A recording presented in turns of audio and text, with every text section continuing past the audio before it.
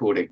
So you don't have to do every step, but most of them. Yeah, you need to take the image, you need to stack it and get it ready, get the master copy. You need to combine it, or it'll just be there if it's a one-shot color. But then you really need to balance the colors. So you need to either use photometric color calibration or background neutralization and color calibration to get the colors right. You then need to create some masks, which you're going to use. You need to smooth it. You don't have to.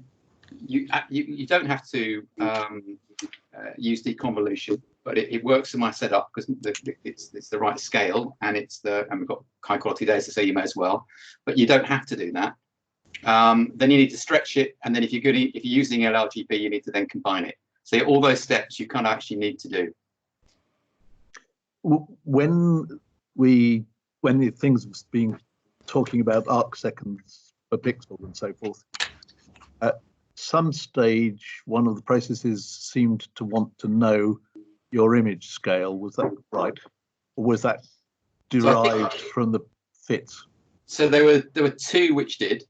The first is the subframe selector. Oh yeah. And it doesn't really matter if you don't know it, because you can just leave it as 1, and it just gives you the relative ranking, and it might go between 1 and 4, but whatever it is, that's fine. Whereas if you know the arc second pixel, you'll know the absolute full width half maximum.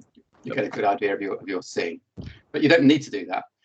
The other one that does is photometric color calibration, and that works it out. You have to know the focal length and the scale of the pixel, how big the pixel is in micrometers. And if you know that, it can actually do the calculation for you and work that out.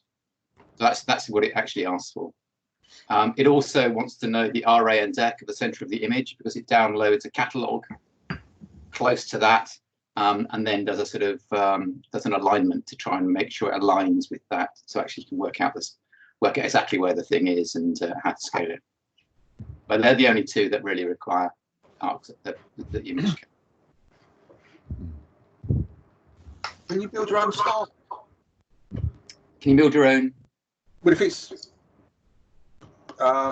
you tell it where the photo is, what you're taking the photo of, can you sort of build your own star map so you can like click on things, see you've got a photo of that and look at it? And it's not really a planetarium system. No. Yeah, I'm sure if you could probably find a way to do that if that's what you wanted, but it's not what it's designed to do. I'm sure you could find a way to do that if you really, really wanted to. Because I noticed on your Astro bin, when you looked at those photos, it told you where they were. It told you. So we can do that. I'll show you how to do that when we finish the image. I can show you how to do that. That's pretty straightforward. Nice. Okay. All right. So just a reminder, we started off stacking the data. When we got the stacked data, we combined the RG and B into one image, so you get a nice color image. And then we used background neutralization and color calibration to give a nice color balanced image. Alternatively, we also looked at the photometric color calibration and used that as an alternative way of doing the color calibration. Either of those can give you very nice answers. So that's one. Then once we did that, we then created some masks. We created a star mask from the luminance. We created a luminance mask from that. And then we combined the two, where we actually had the luminance mask times 1 minus the star mask, which then actually gives us the mask we use for any processes which are sensitive to ringing. So deconvolution is sensitive to ringing, so we use that one instead of the luminance mask. So we had 3.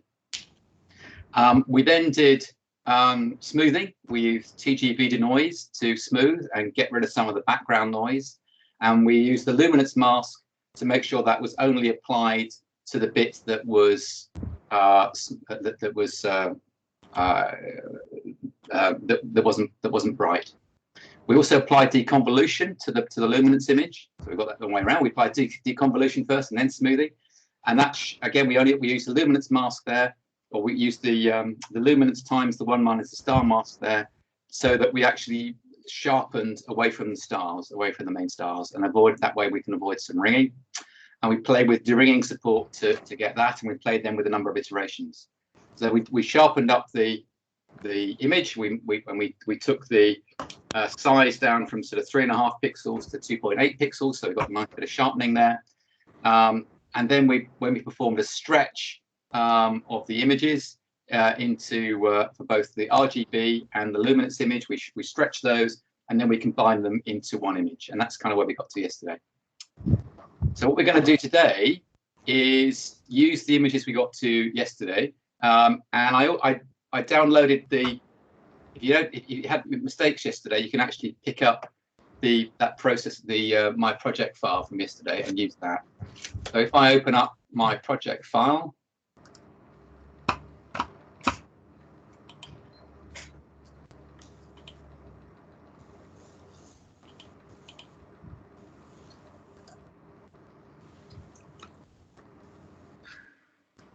okay, so let me share my screen.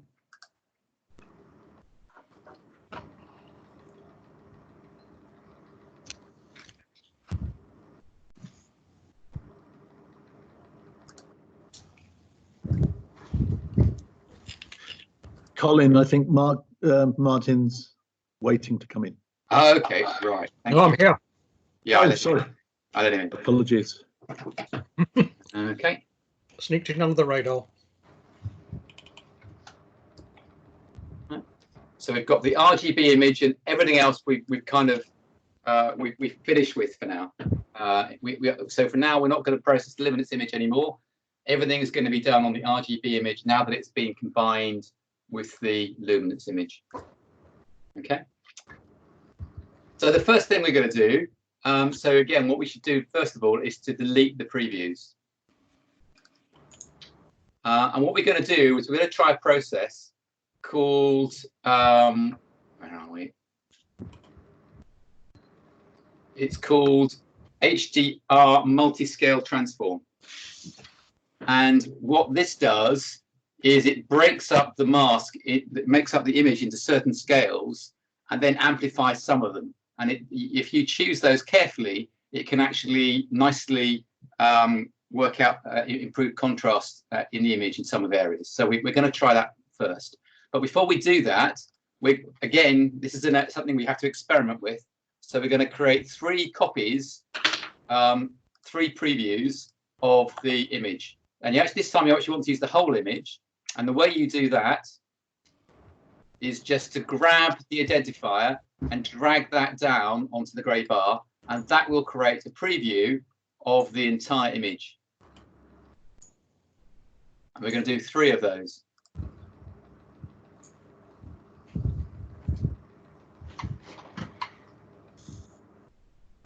Okay, and then we want to adjust the scale so that they all look the same.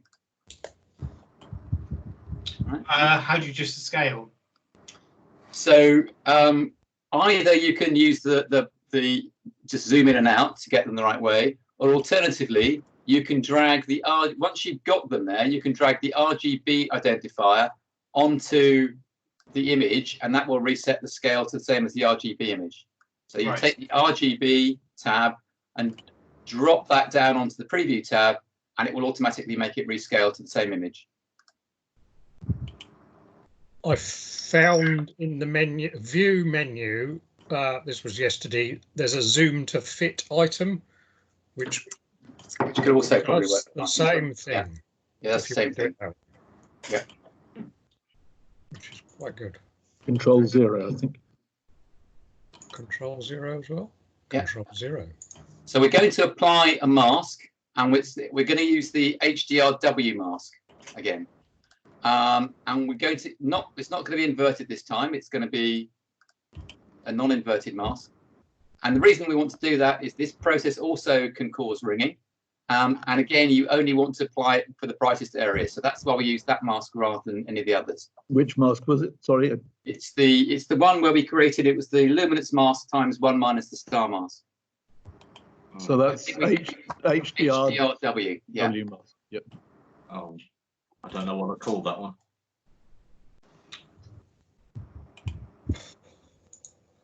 It's a different bloody size as well.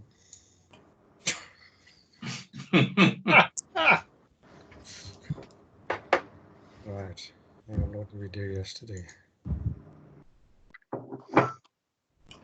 Mark, were the icons in the right place this time? I'm able to identify them, move them around. I also found a way of getting around the problem I was having anyway. So Yeah. thanks anyway. How did you do that? What did you do? Well, what I had, the PixInsight was set up with desktop view and whatever the other fits a screen view or whatever it is, and both were occupying the full extent of the page. Right. What I did was I lifted the whole thing off the desktop, moved it, and then I started to get the toolbars down the sides, things that I could Okay. for. Okay. Good.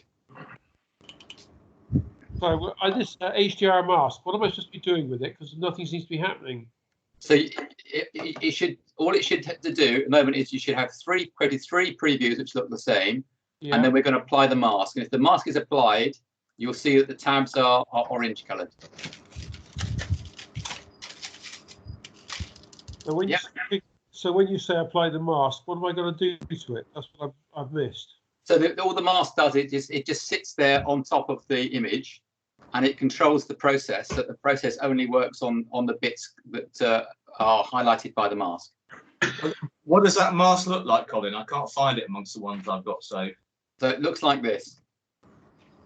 Oh, okay. Thank you. Right. So it looks like the luminance mask with all the stars subtracted out, the bright stars. Okay.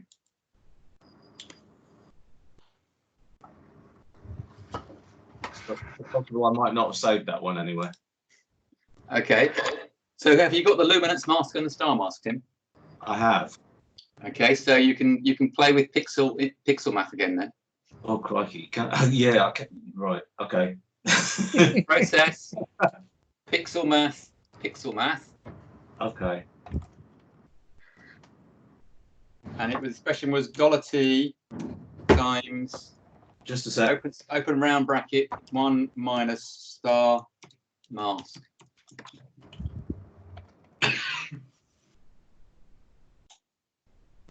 $T, and was it then times open bracket?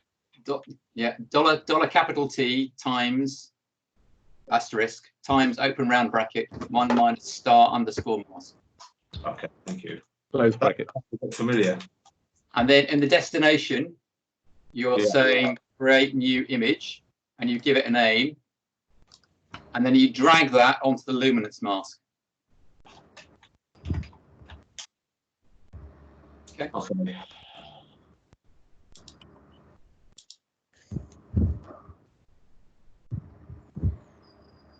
Oh yeah. Right. Okay. Yeah, got that? Okay, thank you. Okay. What should I be calling that now then? That's a what mask? HDR mask or something? HDRW mask, yeah. That's what I called it. You can call it what you like, as long as you know what it is. Call it that, then I can find it again later. And the reason I called it that is because I first used it with the HDR multi-scale transform.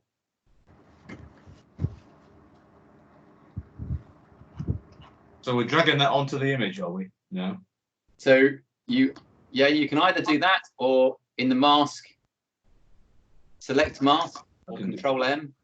Yeah. Okay. Yeah. And we don't want to. This one is not inverted.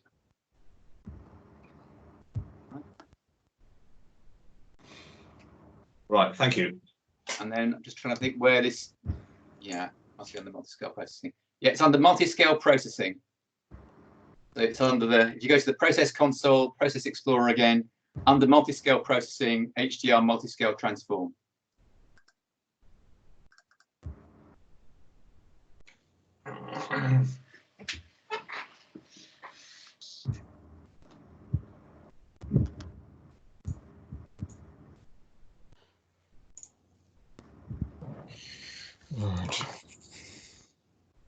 Right. So we're gonna apply this at different scales, and which scales work will depend on your setup and what the resolution is. I found that for this image, for my setup, it's typically 5, 6, and 7, which are the right numbers. So we're gonna, when it comes up, the number of layers will be 6. That's the most important thing to change in this tool, is the number of layers you'll use. So we're going to set it to number 6, and then just drag it off into the middle preview that you've created.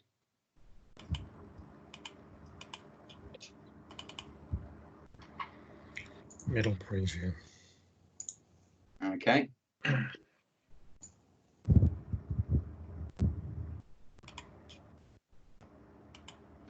And what that should have done is it brings out all the lovely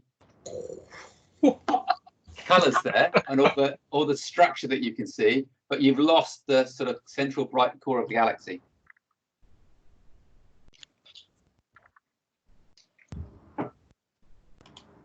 Okay.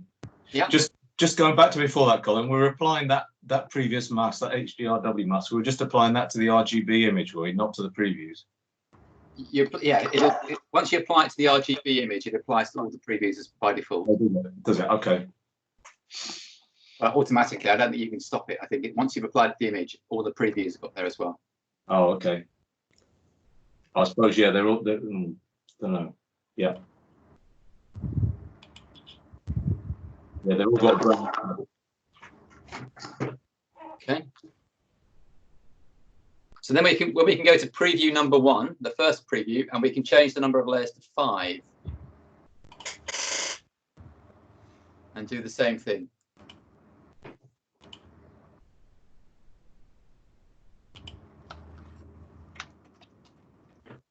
And that doesn't look very good, and there's a bunch of ringing as well, which is obvious as well in my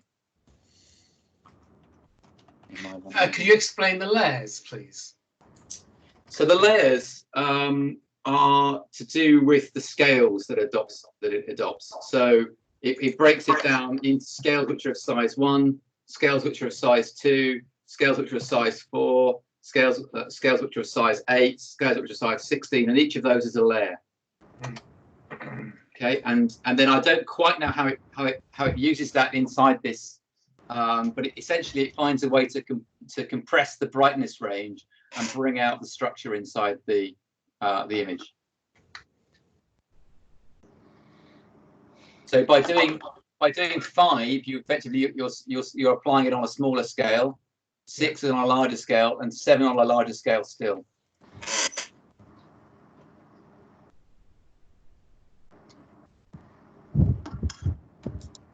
Here we go. 7 on the bottom one. 7 on the bottom one.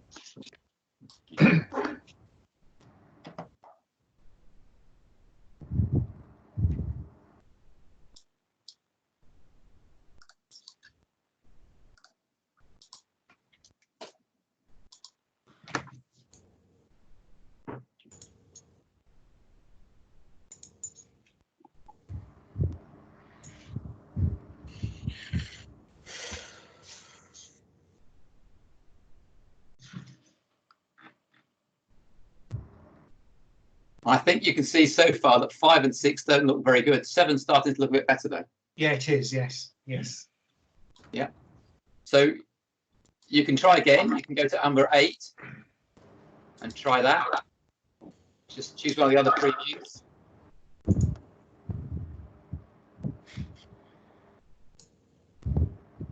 going to have another preview.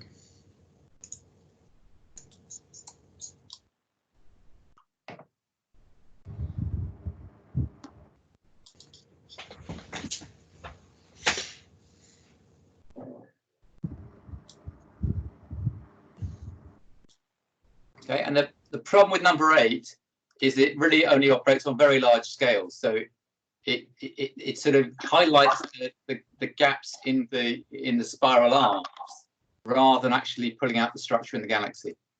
Mm. Yeah. Now, for my taste, that's still a bit overdone. So what we're going to do is we're going to go back to the pixel mass expression again and create a slightly different mask. So if you bring up the pixel math expression, which is again under the process pixel math, And this time the expression is going to be $t divided by 2. And we're applying this to HDR or to a new version. Of the HDRW mask. Yeah, we're effectively going to take the mask and scale it back by a factor of 2 so that actually less of the new process gets applied to it. So the way that the mask works, it's a blend of the old process and the new process. And if you reduce the intensity of the mask, less of the process gets applied to it. So we're going to try dividing it by 2 and see what that looks like. So I normally call this something like HDRW half. So sorry. So the pixel math, we're going to drag that now onto the original HDR mask that we'd created. That's correct. And you want to create you want to at the end create a new image, and that should look exactly the same except dimmer. Yes, it does. Yeah. Okay. So sorry. So now what do we do? So now what we do is apply that mask instead, the image. So we just remove the mask. Yeah. Okay, to RGB. Yeah, apply it to RGB. And 7 looks the best, so we'll stick with 7, and we'll apply that to one of the other previews.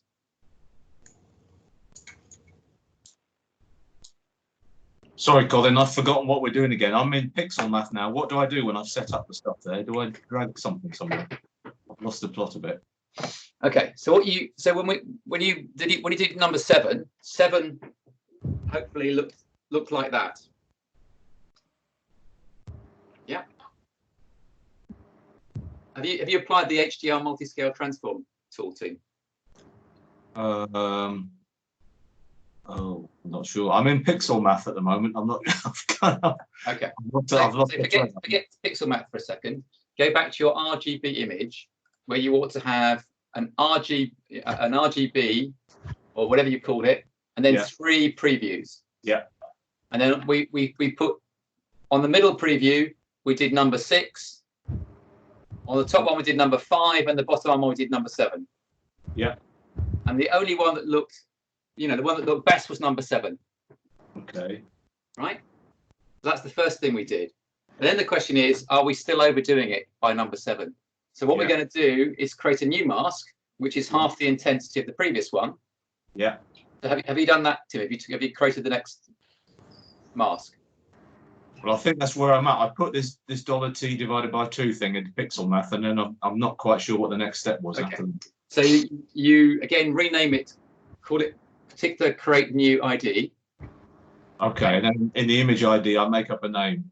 Make up a name, yeah. I call it HDRW half. Okay.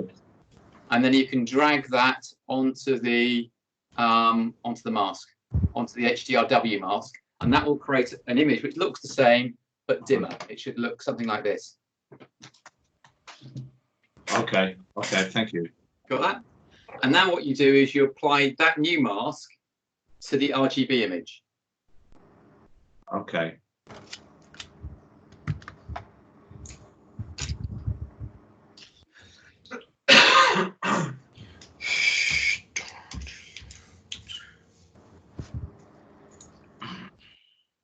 Okay. So then if we look, once you've done that, this is the original image. This is the one we chose with 7 wavelets. And then this is the one which is with half the mask.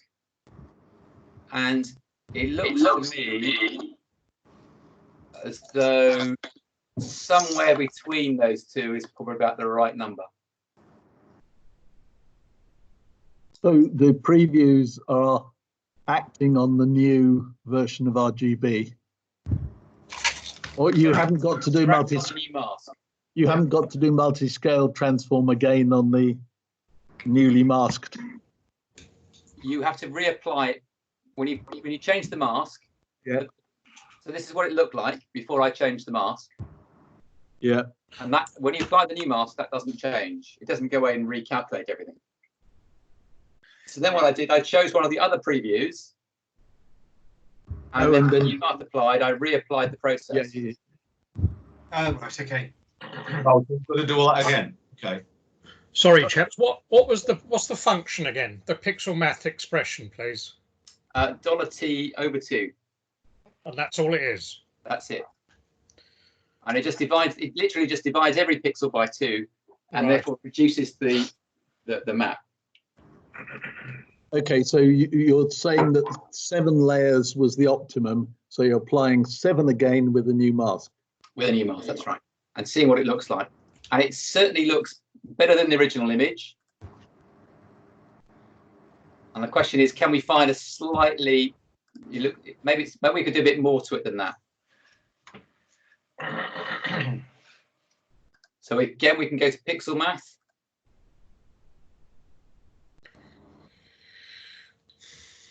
And this time we can multiply it by 0.75. An observation I have. Oh no, perhaps I'm wrong. No, that's fine. Sorry, yeah, forget that.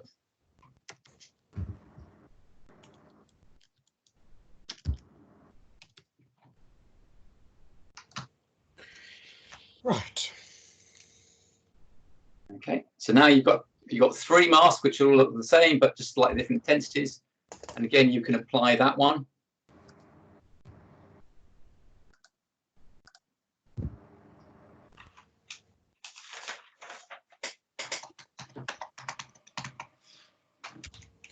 Sorry, Colin, catching up here. What's the third expression?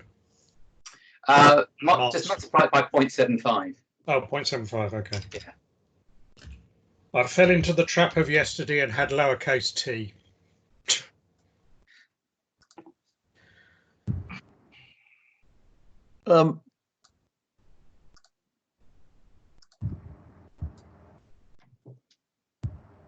Right. Oh, I see. Yeah. So you should now have, I've got 3 masks, 3 previews. Each one is applied the same number of layers. The bottom one applies it fully. The middle one applies it to 0.5 and the top one applies it to 0.75. You might have them in different orders. And for my money, the 0.75 one looks the best.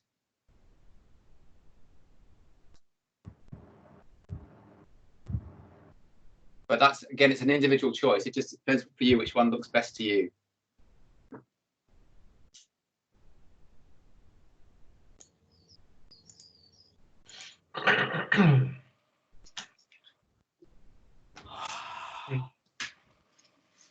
Yes.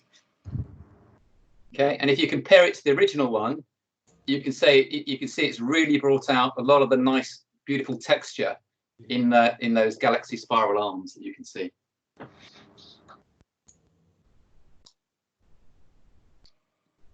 Yes. So and PixInsight images tend to look the same, and that's because everybody uses this tool in PixInsight. It's one of the sort of features of PixInsight that it allows you to sort of display all this very nicely. So it's yeah, it's a bit like a sort of software copyright, embedded software copyright. Something like that. I know where you got that from. Yeah. Okay. So if everybody's happy with that, then what we can do is then apply it to the image, the original image, rather than the previews, and that will then make that the choice we've made. And which was the preview? You apply it to the main image rather than the preview.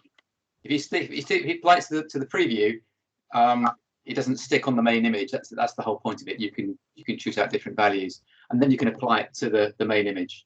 So so for me anyway, I've got the HDRW 3/4 as the mask applied. I've got 7 layers, and I've just applied it to the main RGB tab rather than the preview.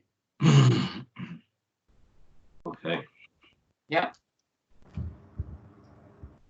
Has everybody got something which looks like this now? Not quite. Yes. Sounds like Jonathan. Yep. Yes, it does. Just remind me how you apply the results, the preview to the. So you can't apply the preview. What you've got to do is just select the main tab. Yeah. Preview, and then drag over the triangle. Oh, from the HDR. Yeah. With the pixel math. With a 3/4 mask on. Yeah. That's very strange. For some reason, my RGB seems to indicate it's got preview still on it. It probably has, but that's okay. Oh, that's fine. Yeah. The previews are there. But it doesn't matter. This time you're applying it to the main image rather than the previews.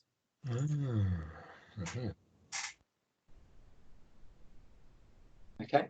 And that's a useful trick in PixInsight. If you find that you like, often the tools apply too strongly.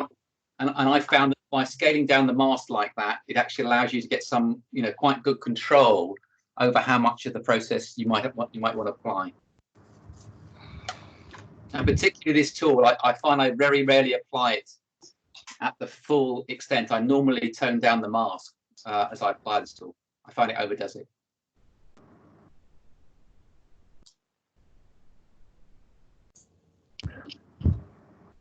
Okay, has everybody finished this stage? Yes. Yes. Watch. Doesn't Anybody look quite still- as impressive as yours, but no, I think. No, Anybody still going? Now we're good. Good. Tim? no, it's good. I've got some nasty rings around some of my stars, I think, but that's because I didn't do it quite right. Somewhere back at me. Okay. All right. So what we're now going to do, again, we can get rid of the previews, and we're going to put this time we're going to put the luminance mask on, not inverted. And what we're going to do now is we're going to change the saturation of the colors to make the colors look better. So the way you do that, Hang on. Yeah. I'm still getting rid of the previews. Okay. Get rid of the previews, and then Yeah. stick on, and then apply the luminance mask. Okay.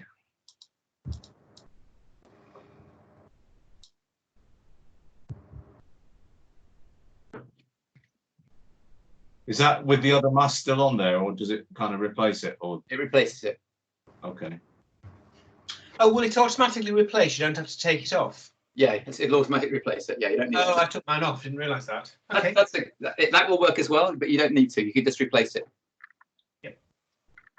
Is there a utility for identifying, when you've done several of these things, identifying unequivocally what mask you've actually got applied? Yep. Well, if you go to the History Explorer again, and and you choose that, it will show you which mask you applied when you made a certain process. History Explorer. There's a column Yeah. called mask. History Explorer. You select the mask. view, Yeah, got it. and it shows you the process you used and the mask you used. Okay. Right, I'm going to get rid of it. So we've now got the image we want to, again, so now we want to do is go to the Process Explorer, and we want to find the curves transformation, which is in my favorites. I think that's under intensity transformation. Yes, it is. It's under intensity transformations, and you want the curves transformation. So those of you who've used Photoshop, this is probably something that looks more like you'll be used to. So for those of you who've sort of done Warren's course, then he sort of creates S-shaped curves of the intensity. Whoops. And he uses that to stretch things one by one. So you could, if you wanted to, you could do exactly the same thing with this. You could generate S-shaped curves and apply those to change the intensity of your screen if that's what you desire. But we're not going to do that. We're going to change the saturation. And what you need to do for that, on the very far right, there's various different things you can change. You want to change the one that's marked S, the saturation. Okay, it should change to a purple color for the line, And then what you want to do is drag that upwards a bit. So I normally just put one at the top to control it a bit and one at the bottom to control it a bit. Once you put the points on, you can move them around as long as you put the cursor back on top of them. You can make them strange shapes if you so desire. If you get fed up, you just if you've made a mistake, you can just click reset and start again. But you want to make sure it's the saturation curve that you change. Wouldn't you do the real-time preview?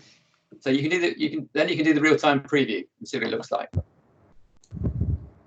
And what I normally do is I have a fairly gentle transformation, and then I have just to keep applying it several times until I like the colors.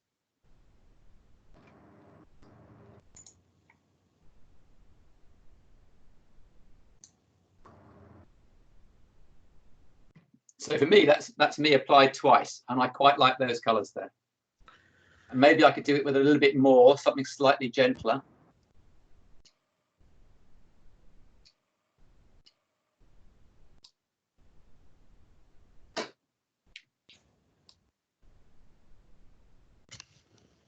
But this galaxy it's got lovely colors. It's got nice blue arms. It's got sort of red dust lanes, and it's got lots of salmon pink shade data. It's a really nice galaxy to play with in terms of color. So my graph, I've messed up a little bit. So I've zoomed in onto a small part of the graph. How do I? I'll answer my own question. You click on the magnifying glass. Okay, there you go. Zoom 1:1, and you can also, I think, reset tool. I'm not sure. I think that might do it as well. Oh wow! What this curve, Colin, that we're adjusting? Is this adjusting the saturation at different levels of brightness? It's adjusting the saturation at different. So if you imagine there's sort of on the bottom is the input saturation, and on the top is the output saturation. Oh. So if it finds an image, a pixel, which is this level of saturation, and you have that, it scales it up. Okay, I was looking at the preview and I couldn't work out what on earth it was doing, but but it will make that's well overdone. It that looks horrible, but yeah.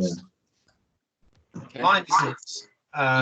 Mine isn't going anywhere near like as blue and pink as yours. Okay, I applied it 2 or 3 times. Oh yes, okay, right. So just keep applying it until it looks overdone, and then step it back one, and see which one you like. And if you want something in the middle, then what you can do is create a new saturation curve, which is slightly less intense, and apply that, which is what I did. I think I applied 2.5 steps. Yeah, I applied 2.5 steps there. Okay, so but you can't do that in real-time preview. You've got to do that on your main image, haven't you? Yeah, I tend just to do it to the real image because it's easier. Right. Yeah. Okay. I can see that. How did you say you do half a step again of it? So the first one I tried, the curves look like that. The last one, I pressed reset and I created a new curve which was not so intense. Oh, okay. Close to the straight line. Okay. Hello. Hi, Nick. Cool. Right. So I didn't understand that it's the same as Photoshop, that you can keep stretching incrementally. I've been trying to do it all at once. You've really unlocked this PixInsight this week, because I have used it quite a lot, but I just realised how I've been abusing it rather than anything. Well, you know, there are lots of other. I mean, I've been basing this largely on videos that I've watched. So you may find other people have different ways of doing it, which are better. There's a guy called Rogelio who's just about to publish a book which tells how he does it, and I suspect he's going to have some really interesting ways of processing it. He's very good. He's one of the best imagers, and he's one of the best processors in PixInsight. And it's due to publish it in the next, I don't know, few weeks. I'm due to get my PDF version today or tomorrow, so that will be a good thing to read. And there's also Warren Keller's book, Inside PixInsight, as well. I've got Warren Keller's book. I found that a little bit hard to follow through sometimes. The second edition is much easier to follow than the first. I've got the Kindle. I'm not sure which one. It's as if Warren had some free and frank words with various people after he'd done number 1, and it's transforming edition 2. Yeah, I read volume 1 quite carefully, and I've got volume 2, but I don't think I read it very carefully. So that's the differences. The structure is so much more logical and flowing, and as if he's really taken input from a whole host of people, probably including Kron. Yes, I do have the first edition. Okay, so has everybody got colours that they like the look of? Yeah, my core's slightly overstretched, that's all.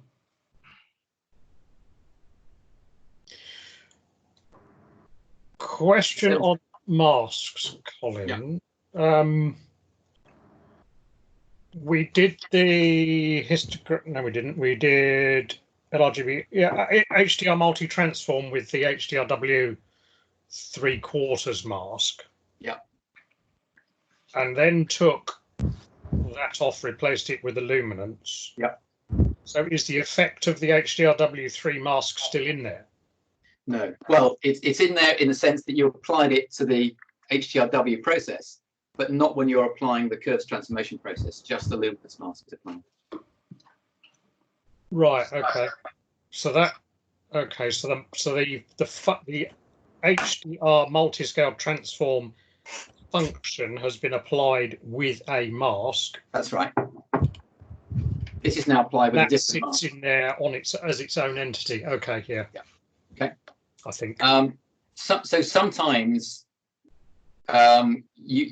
so generally the rule of thumb is use the HDRW mask when you want to transform, when you want using a process which might ring. If it's going to ring, you want that because it helps control the ringing because it blocks out the stars.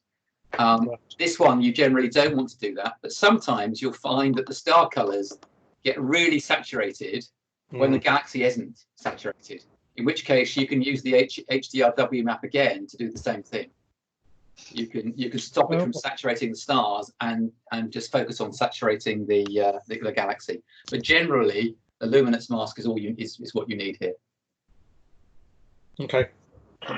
Thanks. So could you do you remember we had the track view, the little tick that could you just refresh us on why we should or shouldn't be using the tick down there, please? I don't know what that does. I suspect, yeah, maybe it actually just shows you. Let's try that. Yeah, I don't know what the tick actually does on this one. Yeah. Okay. Yeah. Maybe there's a way of showing the output data. I don't know. But no, I don't know what it does on this one. Or maybe hold on.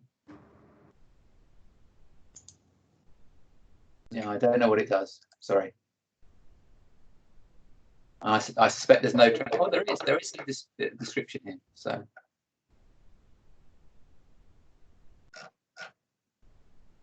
But actually doesn't have the tick on this. The documentation hasn't been updated, and there's no tick, so it doesn't tell you what. That's not very helpful. Okay, right. Everybody happy with the colours they've got? Yes. Yeah. So the next thing to do is to adjust the black point. So the image looks pretty good, but the background is, it sits at around about 0.2 or something, so it's still quite bright. So what we can do there is bring up our old friend, the histogram transformation again. And this time you do want to press the tick. Again, you might want to try it with the real-time preview. And this time what we're going to do is just grab the left-hand slider for the black point and move it to the base of the histogram. Okay, and you should find that it doesn't cut off any pixels because you haven't got many which are up to that dark, and it really improves the contrast between the galaxy and the image and the rest. That's smart. Yeah. And then when you're happy, you just press apply and you're done. I would have liked to have darkened mine more. Mine's not as dark as yours. So you can, if you want to, one of the things you can do if you really want to darken it more, is if you apply an inverse luminance mask. So let me show you that. So if you apply an inverse luminance mask and you use the curves again, but this time you use the RGBK, which is kind of the intensity. And what you can do now is drag that down below 1. So this case is actually dimming the curves. And because you've only applied it to the areas, the inverse luminance mask, that will only apply that to the background. So if you then apply it, you can see that darkens the background without darkening the galaxy. Okay. Right, so I've applied it. So now I go back to my curves. No, I'm doing something wrong here. I get it going incredibly bright when I try and do it. So you've got to the RGBK and then you drag it down, Tim, not up. Oh, I'm on the histogram Yeah. transformation. Have we gone back onto the curves transformation? So hold on. Yeah. Let's go back to the histogram transformation. Yeah. And we'll sort that out in a minute. Okay. Sorry, I didn't see that little move you did there onto the other one. So the histogram transformation, what you do is you put the tick on so you can see it in real time, and you drag the left hand, which is the black point, and you drag that to the base of the histogram. And if you look at where it says shadows, it shows you how many of the pixels have been clipped. So it's 316 out of 6 million or something, which is neither here nor there. I'm going to start again because my histogram thing isn't behaving anything like yours. I haven't got the 3 arrows at the bottom like you've got. I've got them all bunched over at the left. Okay. Well, if you again click the reset button, and they should be equally spaced, one at either end and one in the middle, and a straight line between the two. Oh, okay. Okay. Yeah. Yep. And then once you've done that, again, you could do the same thing. Just drag it over and then apply it, and it darkens it. Now, actually, this time around, I kept on the luminance mask. Oops, I did that the wrong way around.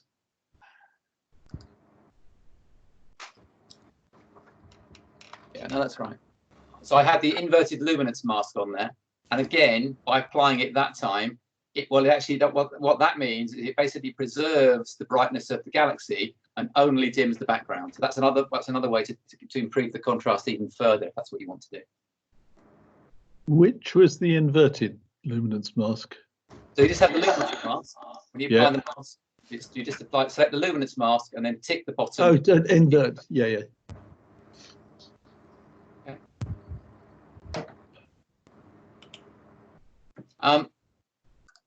And that's typically all I do for an image.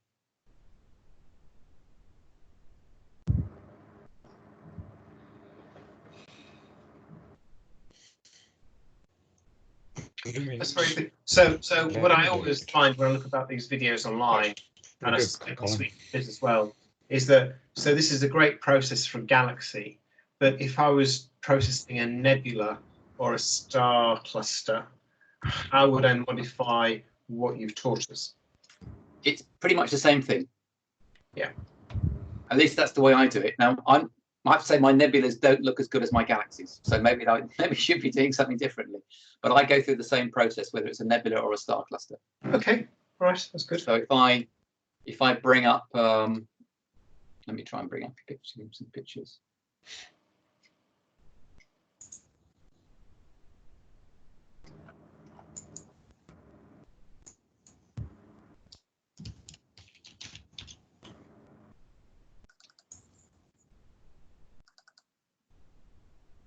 That's not a terribly good one.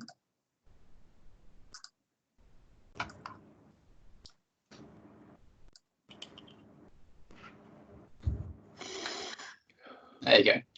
So that's what M13 would look like using exactly the same process. Okay. Okay, so you can do it pretty well. And this one actually responds some star clusters respond very nicely to deconvolution. This one does. It really sharpens up beautifully.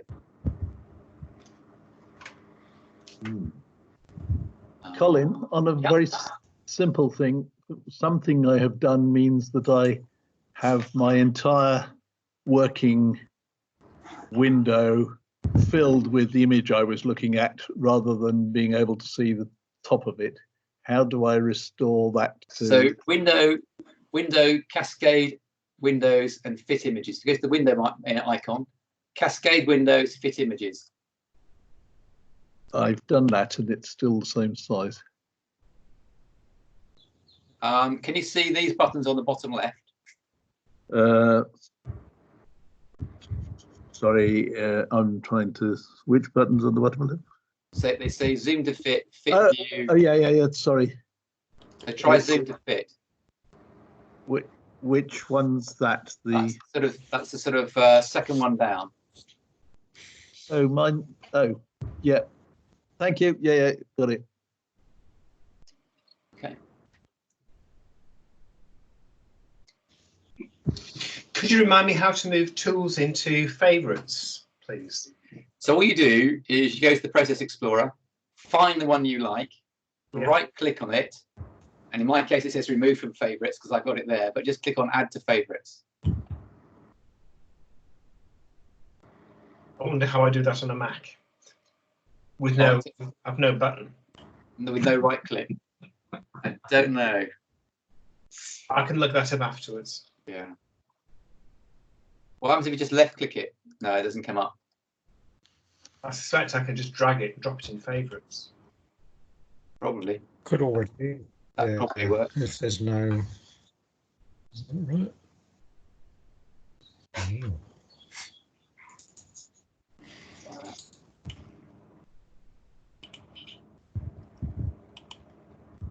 No, that doesn't seem to work.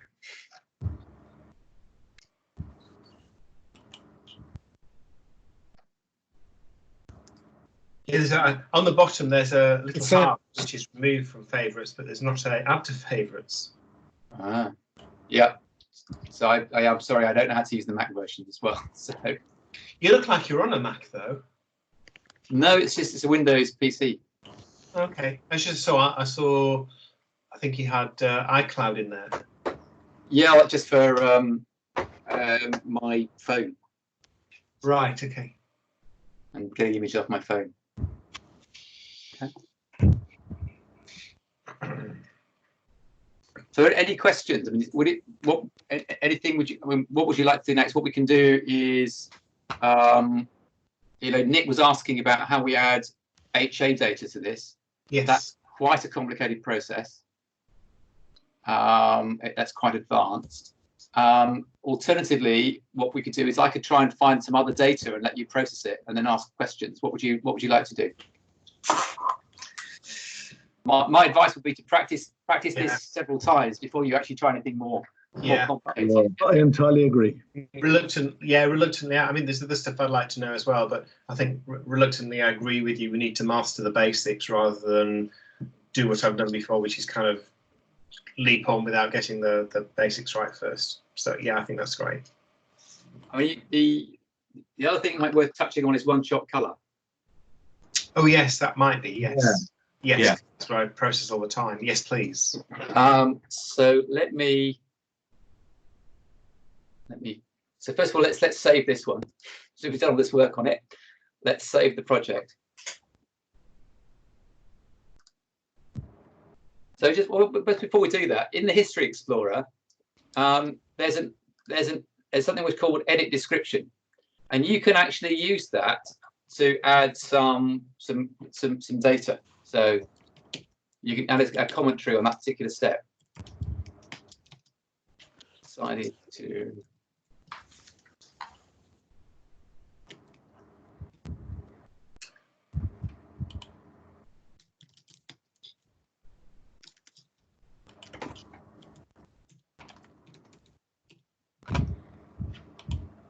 Okay, so that then that appears then under your history transformation. Oops, I thought it did anyway.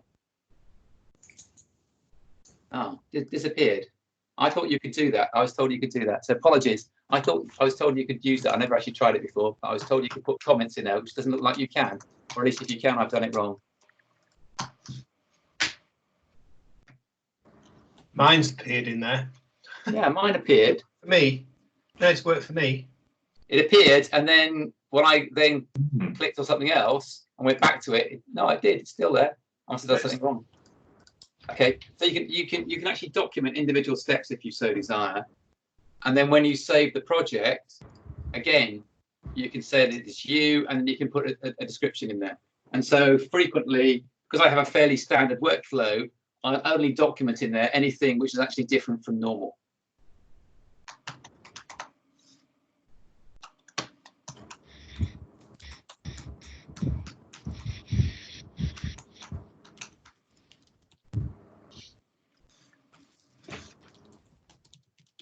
All right. Yeah.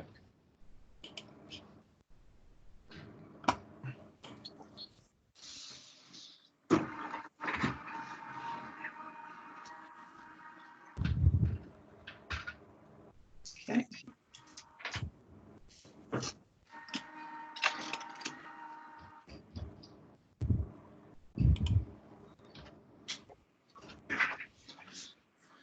Will you excuse me for a short number of minutes? I've got a visitor I can't avoid not seeing. That's all right. Well, do you want to have a 10-minute break? And that will give me some time just to find some data. Splendid idea for me. Okay, Thank so you. if we start again at 3 o'clock. Excellent. See you Okay. then. See you then. Cheers.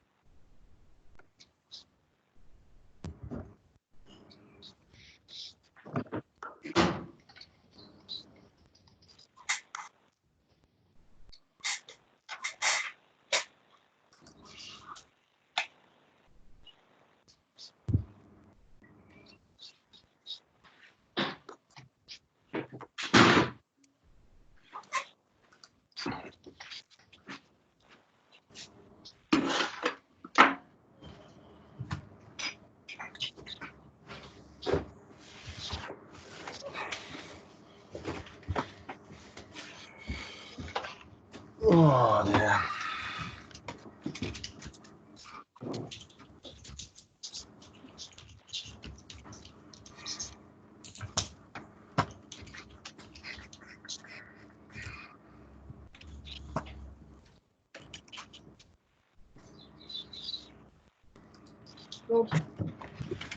Oh, thanks.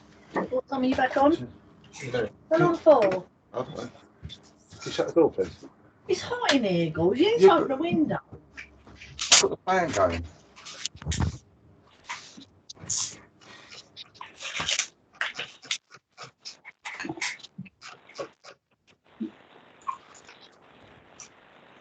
What's the best way of saving your image, Colin?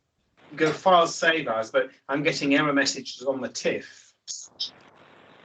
It depends what you want to do. If you want to send to a website, then RGB is the right one.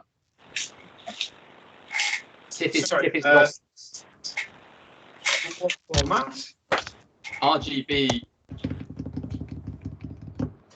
Oh, sorry, JPEG rather. JPEG rather. JPEG. Is the right one for it if you want to post an Astrobin or something, for example. But I've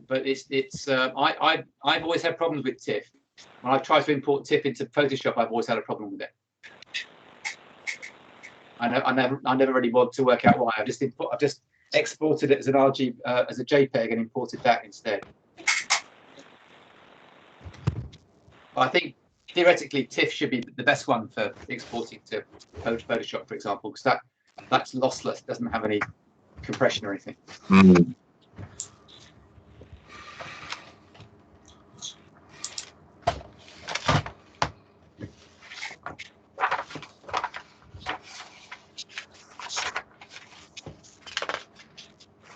Sorry, I should just say, I think I'm expecting a call in the next hour from a customer, and if the call comes in, I'll just need to go take the call and back again. That's all right. So, Actually, need to go and do some work. That's okay.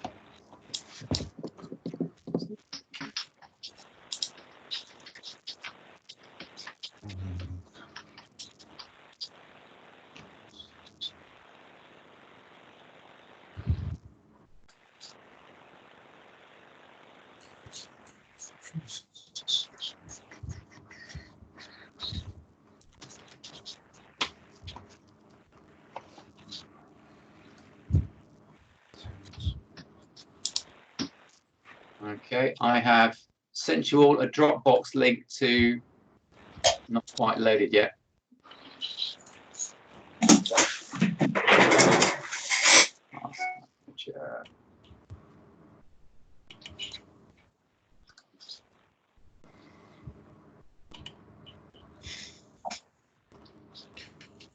When shutting some of these images and masks down, you get a warning that the mask image hasn't been modified, but it does have processing history unsaved. How do you save them then? So once you've saved them in a project, that's all saved. Oh, right. Okay. Yeah. So if you've so inside PixInsight, whole thing, project. Right. Yeah. So I was just trying to the easiest thing masks. Yeah. You can load an empty project as well, which is a good thing to do, and it sort of clears everything out. But make sure you've saved it first. Yes. But if you shut down an individual window, the warning that comes up saying there is unsaved process is there, just ignore it then. Yeah. So I posted in the meeting chat and also sent you an email of a Dropbox link which has got some one-shot color data in it. Can't see the email yet. I sent it about 5 seconds ago, so yeah, got it. Yeah. Yeah, there we go.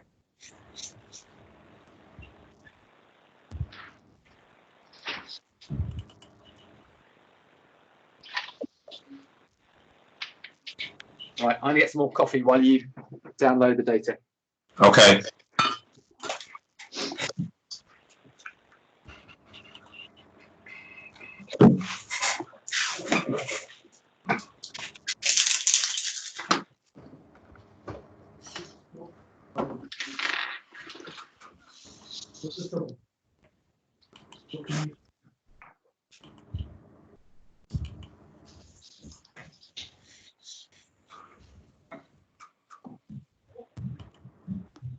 I don't think I'm going to be able to download a load of data, to be honest, folks. I've got other people my seeing it for a client application, so I don't think I can use the bandwidth.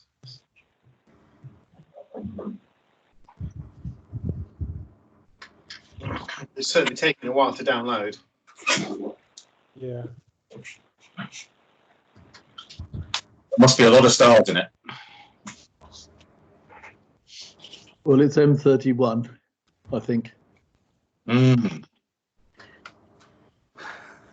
I like the idea of some light binning, don't you? Which is light binning.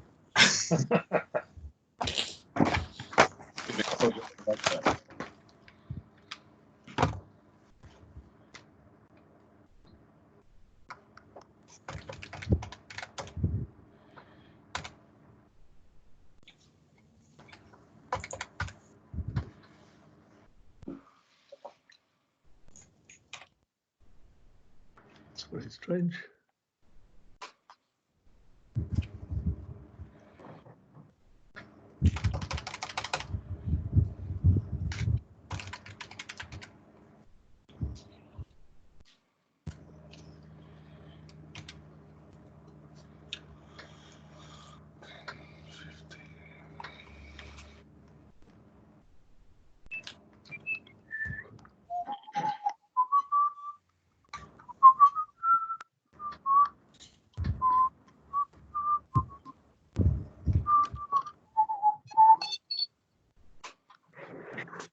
I keep expecting the cat to come and stick its head in your screen, Nick.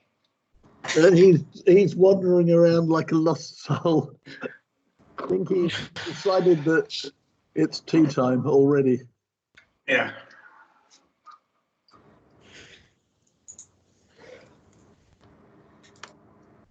Very strange, this lockdown. He's got to be really quite clingy and very affectionate, as if he's got my undivided attention and therefore he's not going to let it go.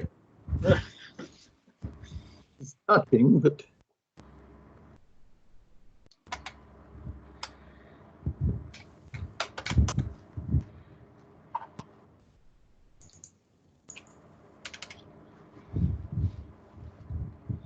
Oh.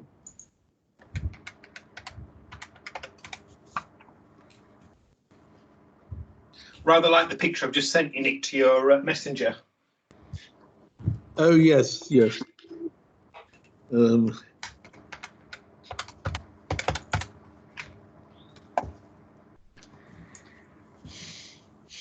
wrong one. Yep.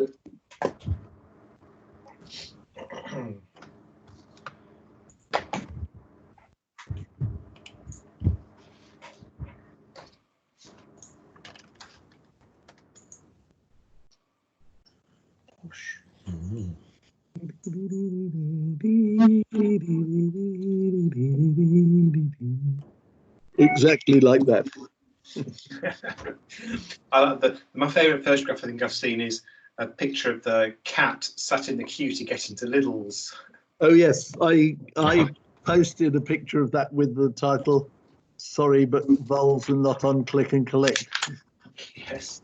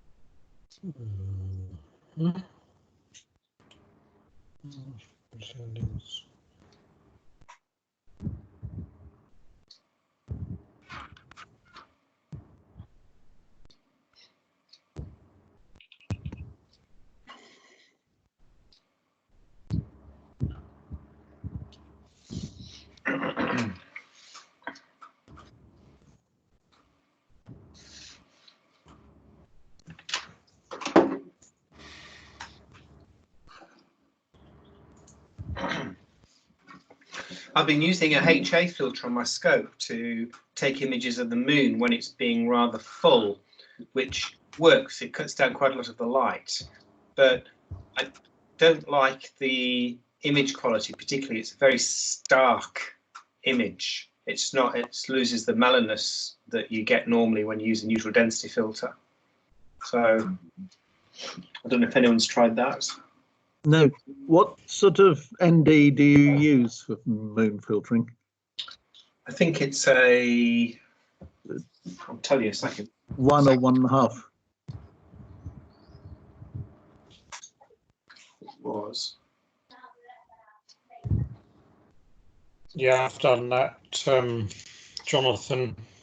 And also, recently I've been using O3, which tends to have John said that. I said, yeah, that. Thank you for your suggestion. I don't have an O3. Every time I speak to John, he gives me a recommendation for something else I've got to spend money on.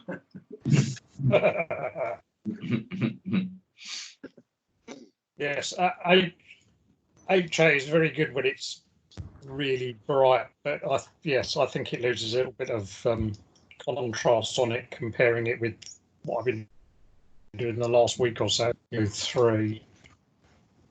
I guess because it's got some geology, you are going to want a sort of broader band illumination, aren't you? Yeah. But if you only see it in the narrow 7 nanometer band, you won't be getting the true sense. Yeah.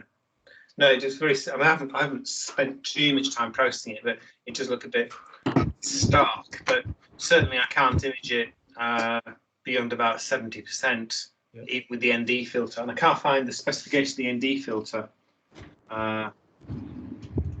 Surely you could use the HA filter as a luminance, as a mask on broader band data. So how would you do that? I have no idea, but I'm sure you could.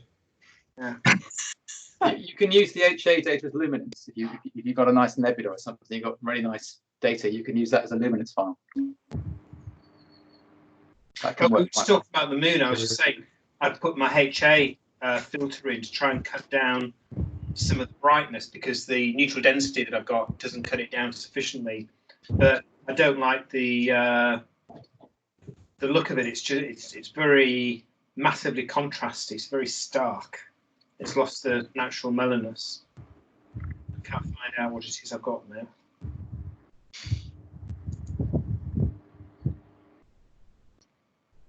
You might try John Evans. He's very good at sort of mono images. Yeah. Yeah. Have you tried putting your hand kind of halfway across the front of the scope? No, I wondered what I could put over the front. I wondered if I could put some greaseproof paper or something like that over the front, actually.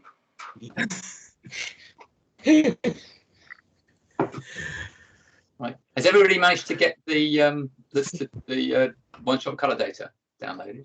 Yes. Yes. Yep. Excellent. This is the very blue Andromeda. The very blue Android, that's the one. So let me just show you quickly how I did the batch pre-processing. So batch pre-processing, I can't send you all the data because it will be too big. So balloons, I added some flats for this one. They're all separate. And somewhere, I'm going to be able to find it, but somewhere I've got some master. There you go. I've got some master bias and a master dark. This is a CMOS camera, so it actually requires the master dark, master flats. And I ticked it the fact it was CFA. These files in this particular version of the driver actually tells you, it actually says what the Debye pattern is, so you can leave it on auto and it will then pick it up.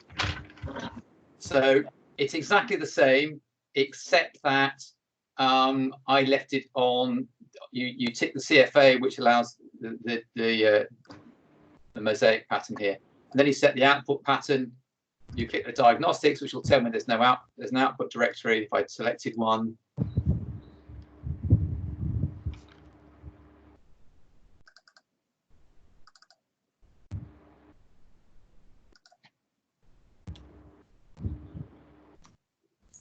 Could stuck it in there, and then it would have run. Now it takes a while. These are from a 16 megapixel camera, and it takes a long time to churn through these. So I won't actually do it in front of you, but so I normally set it off and then go and have a cup of coffee or something, because it does take a long while. But it's exactly the same as you did, except that you tick the one-shot color, the CFA number in there. If your camera doesn't actually include the debye mask in there, you can actually specify. Do that. You can actually specify which pattern it is if you know that.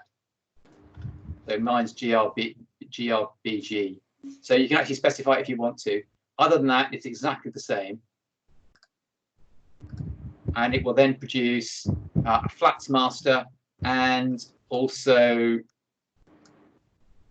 the lights master. Now this time the lights master will be in color.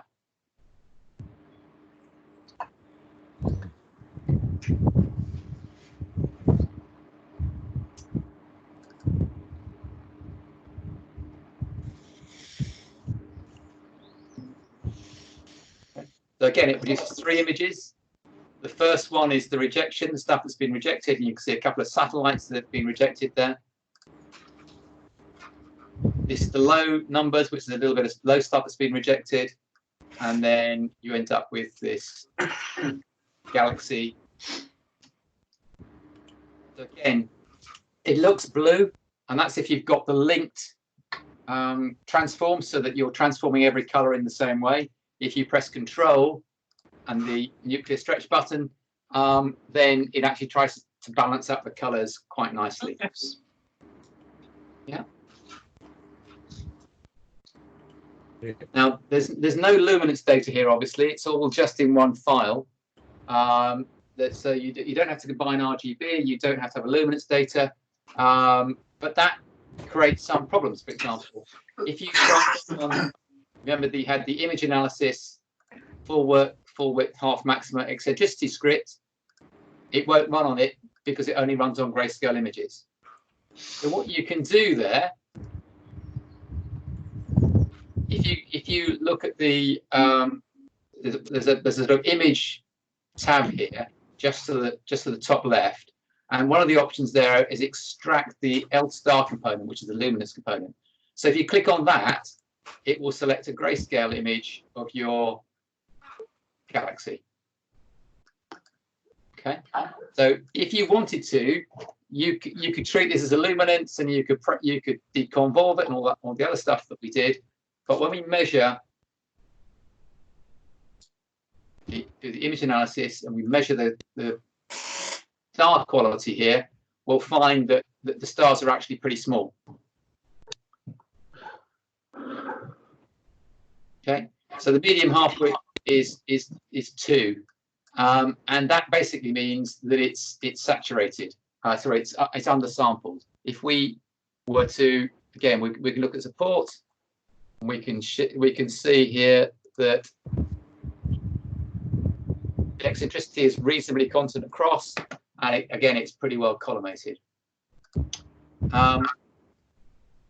If we zoom in to some of the stars, some of the smaller stars, you can see that they look undersampled. They look sort of square and blocky. They don't look round, which is a good indication that the stars are actually undersampled in your image. So you don't really want to. There's no point deconvolving this. Any deconvolving that you get will just be lost, because it's a very wide scale image. It's a couple of degrees across this field of view. So there's no point really deconvolving something like this.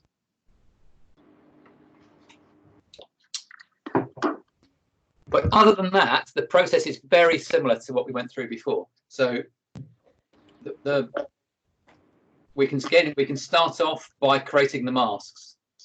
This time again, you can extract the luminance from that, Sorry, just before we go, can you, I suspect this is going to apply to me lots because I use a DSLR. So does that mean I'm virtually always going to have two smaller scale stars to use deconvolution?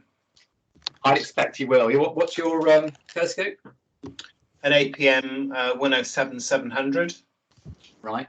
And what's the focal length? So with the focal reducer, it's a 525 focal length. Yeah. I think you're going to find it's too. Yeah, you're probably going to find that your pixel size there is too small, and it's going to be a couple of you'll probably have unsampled stars as well. And again, you'll have a very wide field of view, so deconvolution probably isn't going to help you too much. Yeah. Okay. Good. Great to know that. All right.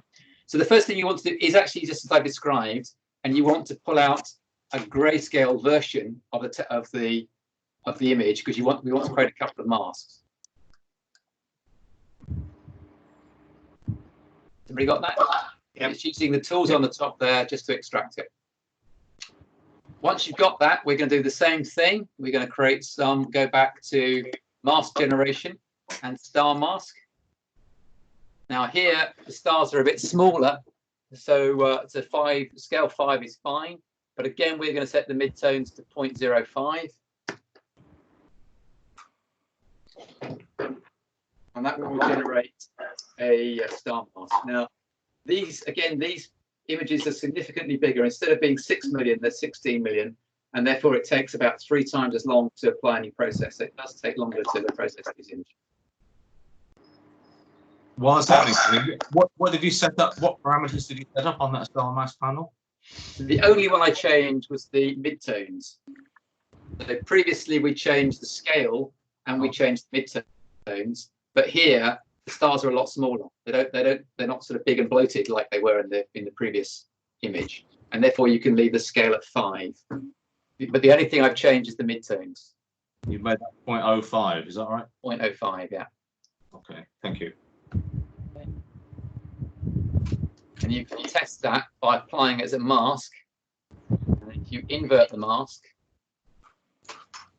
you can see that very neatly covers the stars.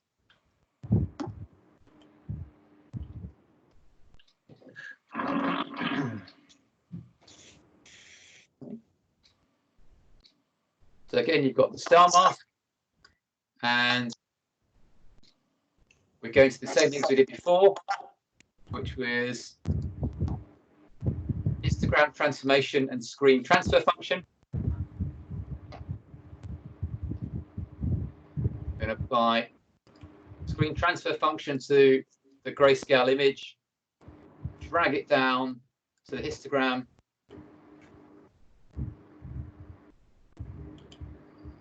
and then we're going to apply it. And we're going to remove the screen stretch so it goes from white back to the grayscale. And we can reset that to look at the histogram transformation. Now we're going to do exactly the same things we did before. We're going to take remember we started off with convolution.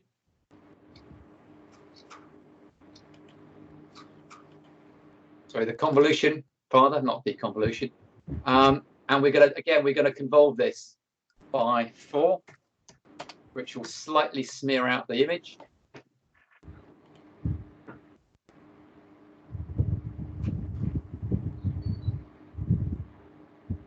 We're then going to adjust the black point again to get rid of the dark stuff. So again, we can do that here. Again, this is just a mask, so it doesn't matter if we click pixels. We're dragging the black point down to remove anything outside the galaxy, and we're going to apply that. And you've now got, hopefully, a nice luminance mask where it's nice and dark outside the galaxy and nice and bright inside the galaxy. Again, if we want to stretch it, we might want to just move the midpoints slightly, just to get a slightly brighter in the galaxy itself.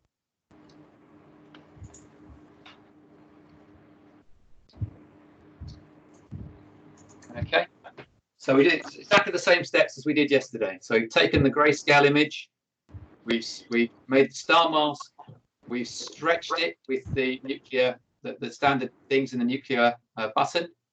We've then We've then adjusted the black point. We smoothed it slightly. We've adjusted the black point, and then we've boosted slightly with the middle bar just to get a slightly better, nice white mask in the center of the galaxy.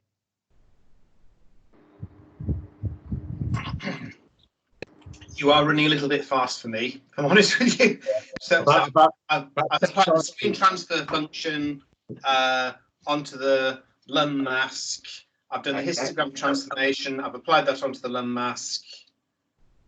All right, so let me go back to the beginning. So we're going to start off with the luminance mask. And we're going to, yes. Yeah, so we're going to have the histogram transformation and the screen transfer function. Yep.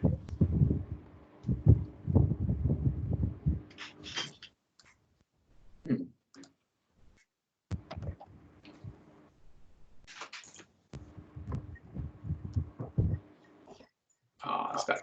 Okay. Right.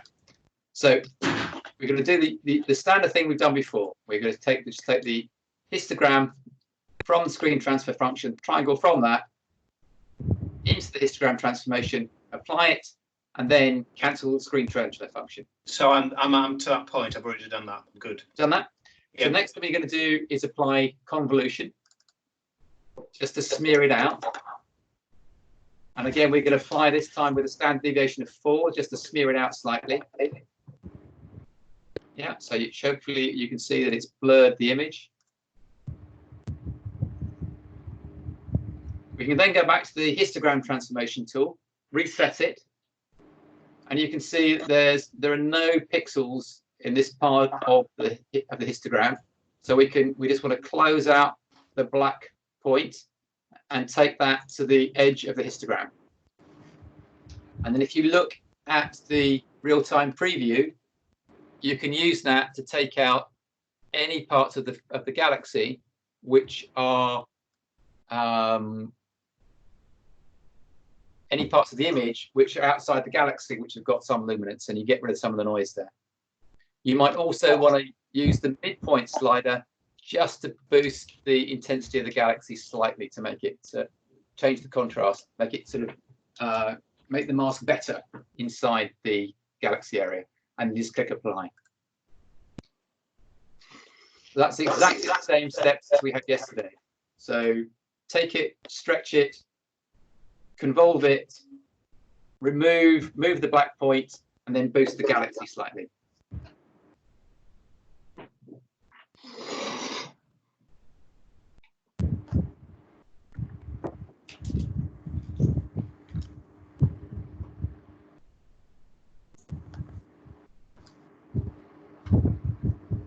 Has everybody got that? Yep. Okay. Clear enough.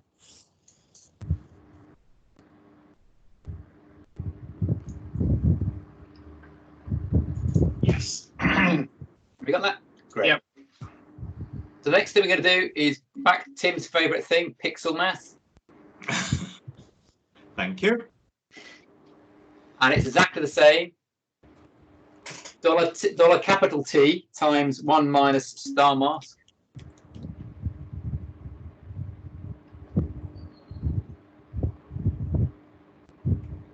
Again, change the ID to HDRW mask, and then just drag it onto the luminance mask, and it will create something the same, except that it's removed all the stars.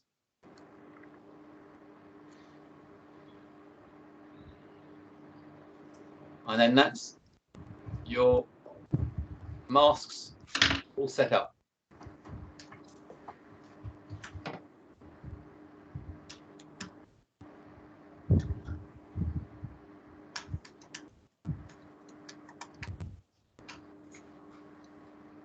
Yeah. So it's, again, the expression is capital T times 1 minus star mask in round brackets, create new image, HDRW mask, and then drop that onto the luminance mask, and that will create the image with the stars removed.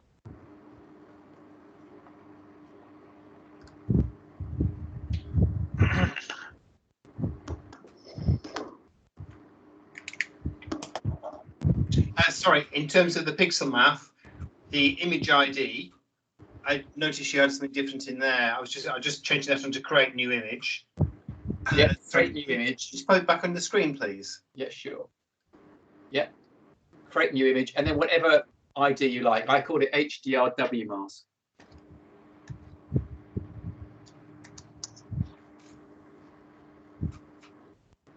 Okay, and then apply that to the luminance.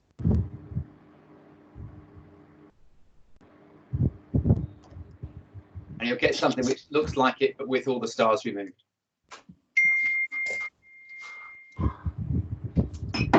Doesn't look nearly so good with the stars removed.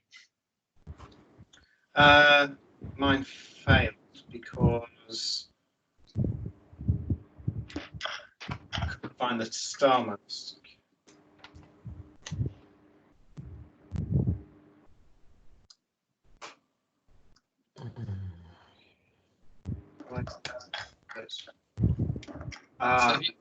They got it.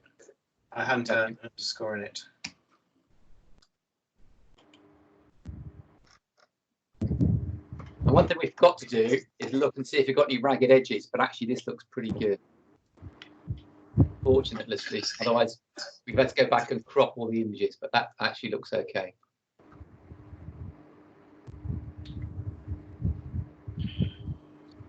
Failed again.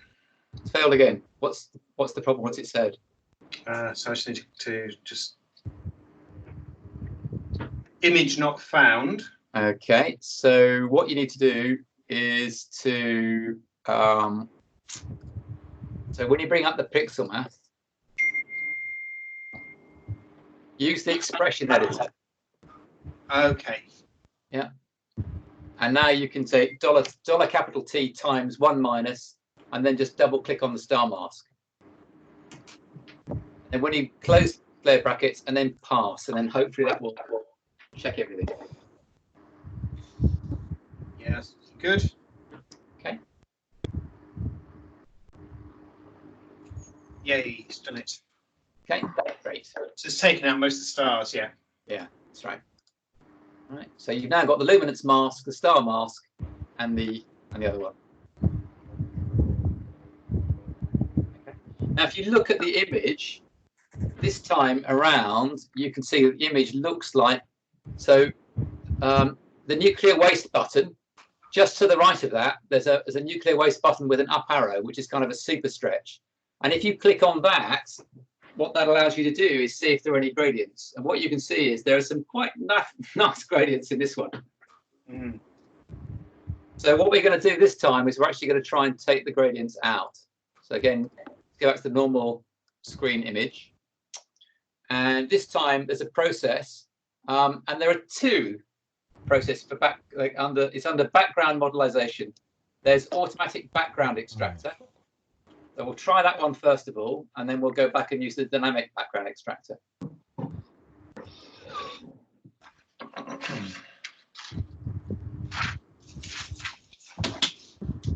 So if you open up the tab which says target image correction, in there you want to have subtraction.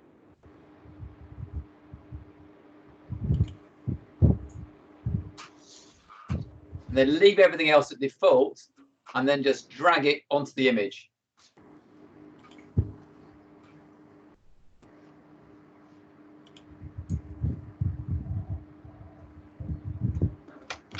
And it will give you two things. It should give you a background, and it should give you something with underscore APE at the end. If you look at the first one, that shows you what the average background looks like.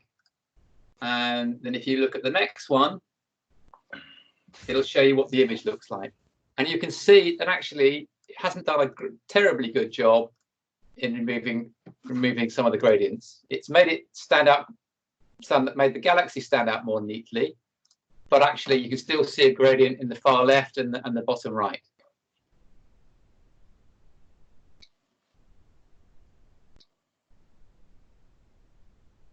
So what we're going to try and has everybody got that one? Has everybody tried that? Yep. Yeah. So that's kind of a sort of cheap and cheerful way of trying to remove gradients. So what we're going to try instead is the other one in there called the dynamic background instruction. So we can double click on that. And then you need to single click on the image you want to apply it to. And do we have to? We have to do it first, of course. Well, that particular tool makes a copy so that it leaves the original one unchanged. Okay. So you don't need to undo it. And the copy is old name _ ABE, or in this case, DBE. Yep. Yeah. In this case, it would be _ DBE. That's right.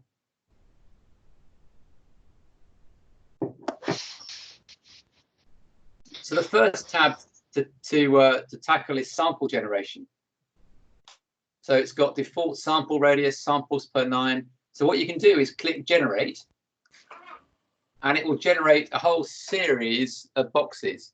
Now, if you look at that, what you'll find is it hasn't put crosses where you need to. So there's plenty of background which it hasn't got, and actually it's actually managed to put crosses and a whole bunch of places where it looks like there's galaxy.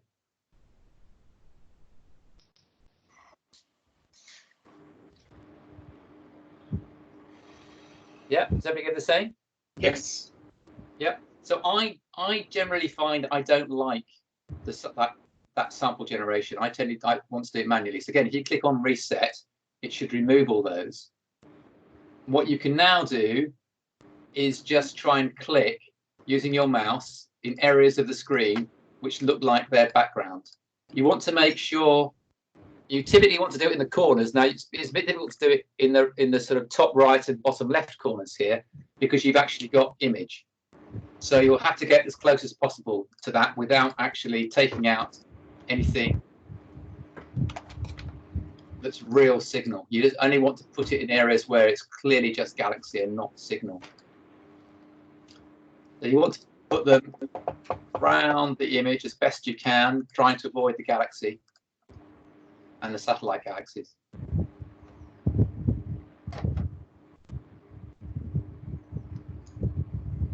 The other thing I found typically is that it will actually reject a whole bunch of these points. So if you change the tolerance on the model parameters from 0.5 to 1, I find that actually gives you a better outcome.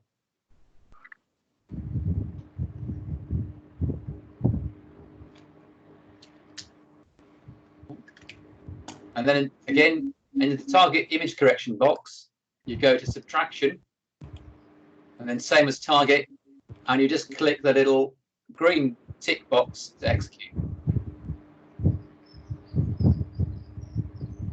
And again, it will produce one that says dynamic something _ DBE and something integration background.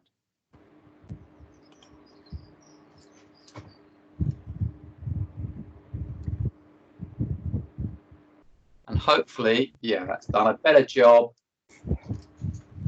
of ABE of actually getting rid of the stuff in the top right and bottom left corners. Hasn't done such a great job of getting rid of the stuff in the top right and bottom left corners because we haven't been able to do anything much about that because that's where the galaxy signal is. But generally, it's improved the picture. Now, if you don't like it, so in my case, I've got quite a lot of stuff here just just above the galaxy. So what I'm going to do is actually I'm going to get rid of that, and I'm going to put in some more samples in that area of the image. And I'm going to do the same thing again.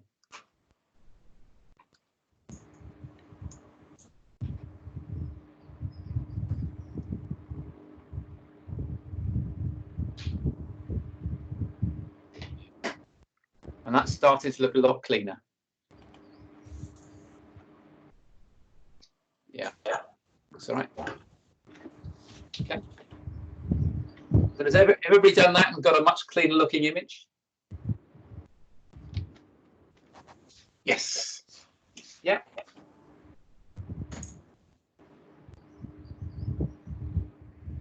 Although I found my dynamic background extraction, I haven't found the.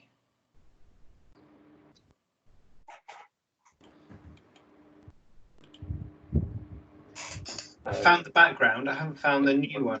Okay. So Screens.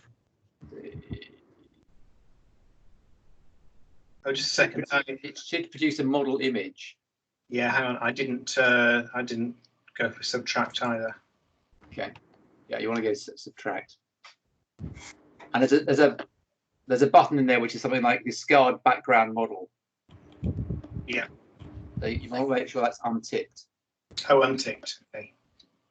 Otherwise it will bring it up and then you can't see it. That's why you're not seeing it.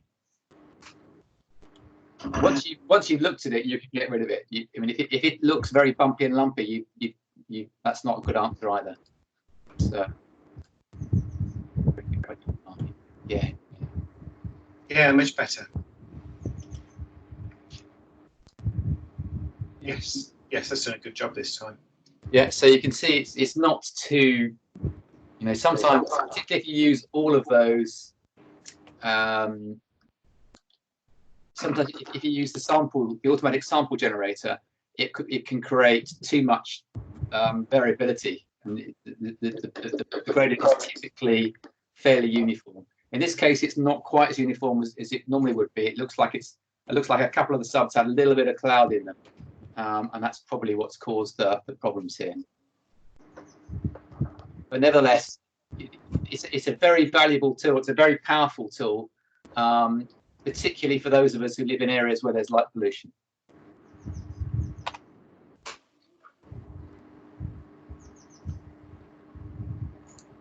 So if you compare the original one and the new one, you can see that looks significantly better.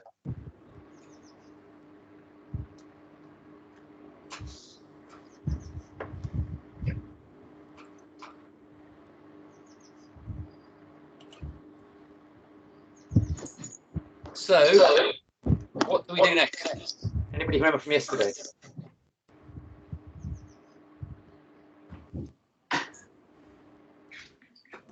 We applied the LUM mask. So are you going to try and work on the stars, make those stars tighter? Although I think we said that they were so small anyway, it wouldn't really help. So yeah. We did TGV denoise, didn't we, on the background? Yeah, we did a step before that. So if you remember, the nice thing about the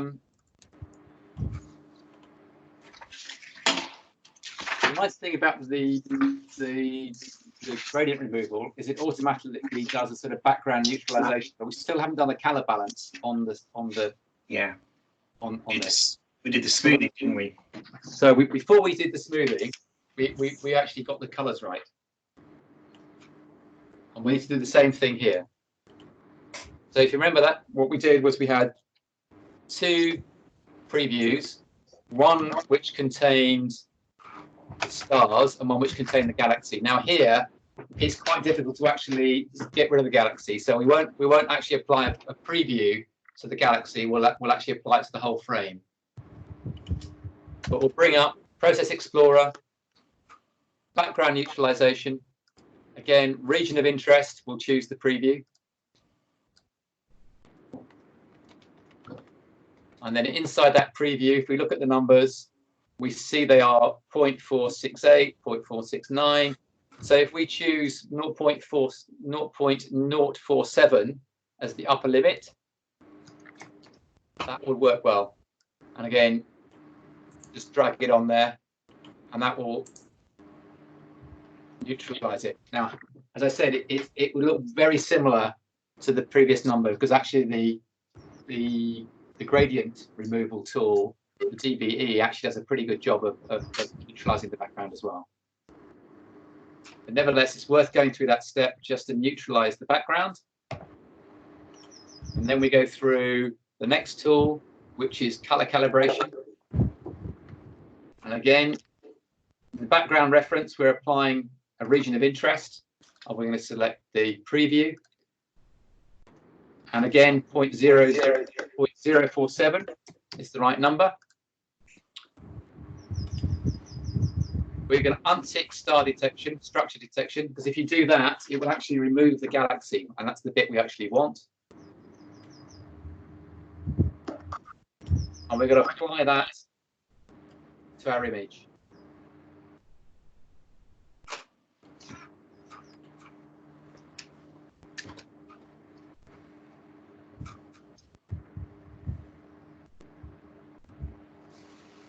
And that should have balanced the star colours.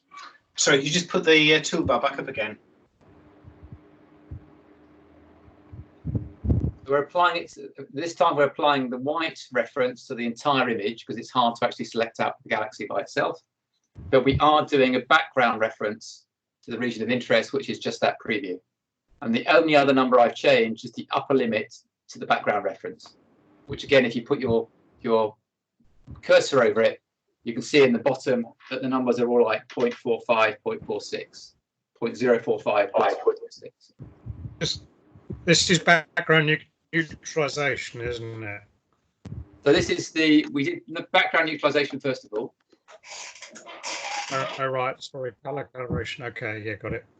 But actually, which is where you're not going to see much difference this time. Yeah, exactly the same thing. You put a preview, move your mouse over it, find the numbers, and use that to choose the upper limit. Chose the region of interest, which is the preview, and then applied it. Same thing for color calibration. The only difference here is that we're going to apply the color calibration to the whole frame rather than just the galaxy, because it's hard to subtract. It's hard to put a subframe around the galaxy, just the galaxy. It's more or less the whole frame here.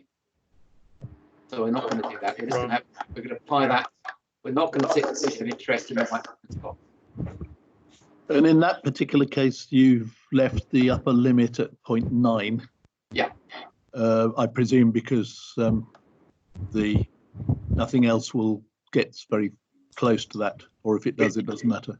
It tends to be if you've got to that high, it means that the star is pretty saturated. Yeah. And at that point there, it's hard to actually work out what the colours really are. Right. So you should ignore it.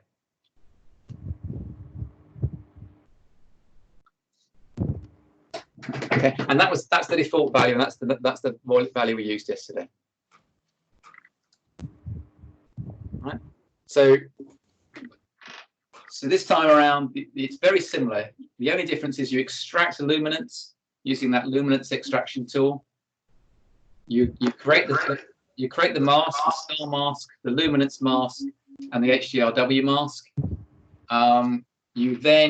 You would do a DBE to take out the background. You do, and then you apply the background neutralization and the color calibration tool. And again, if you so wanted, you could also apply photometric color calibration. But I know that doesn't work as well in this particular image.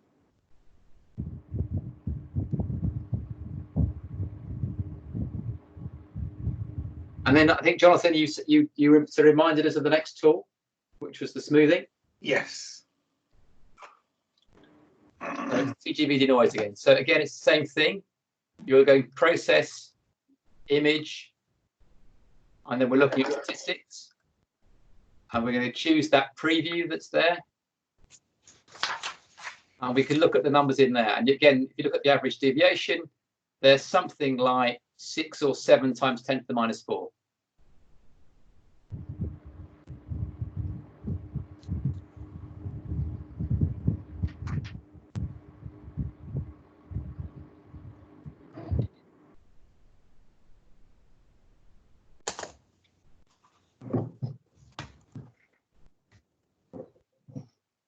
Has everybody got that? Yes. Yeah. So again, we're going to apply the luminance mask. We're going to invert it because we only want to smooth the background, not the galaxy. We're going to remove, we're going to keep the mask in place, but we're not going to show it because otherwise we can't see what's going on. And again, we're going to create another preview just to try things out.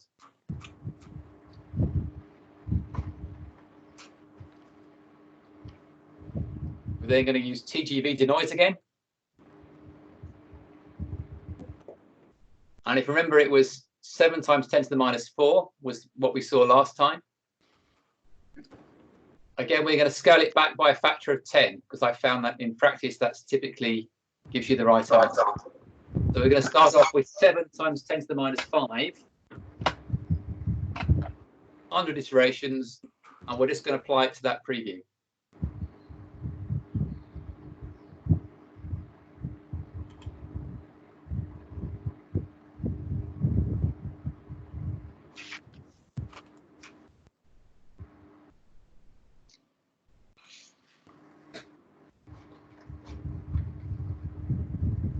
And again, if you use Control-Shift-Z, that will toggle on the preview between the original image and the smoothed image. And what you can see is it has taken out the graininess, but it's left all the stars and the fine detail in there, which suggests that it's about the right level of smoothing that we're applying.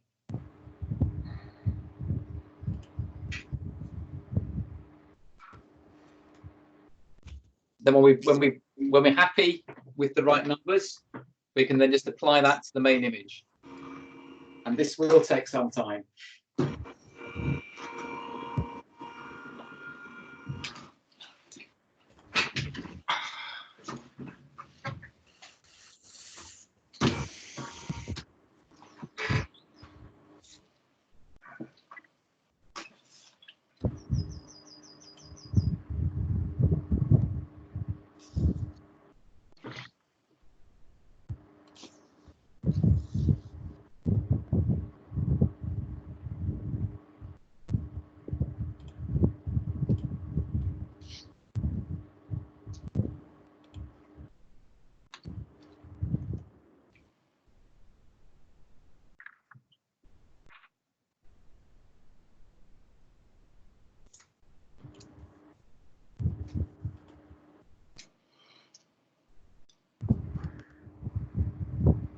How's everybody doing?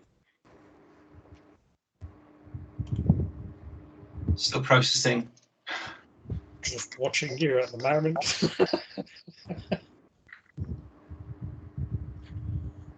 Is it starting to feel a bit more familiar? Yes, these processes are.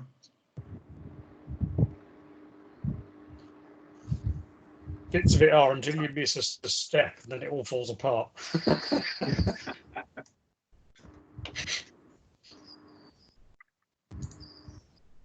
Oh yes, finished. You've got a fast little piece of it. I have anyway. Should I have taken? No, I shouldn't have taken the mask off, should I? No, you leave the mask in place. Yeah, you need the mask on for this one. Again, it's the inverted mask you want.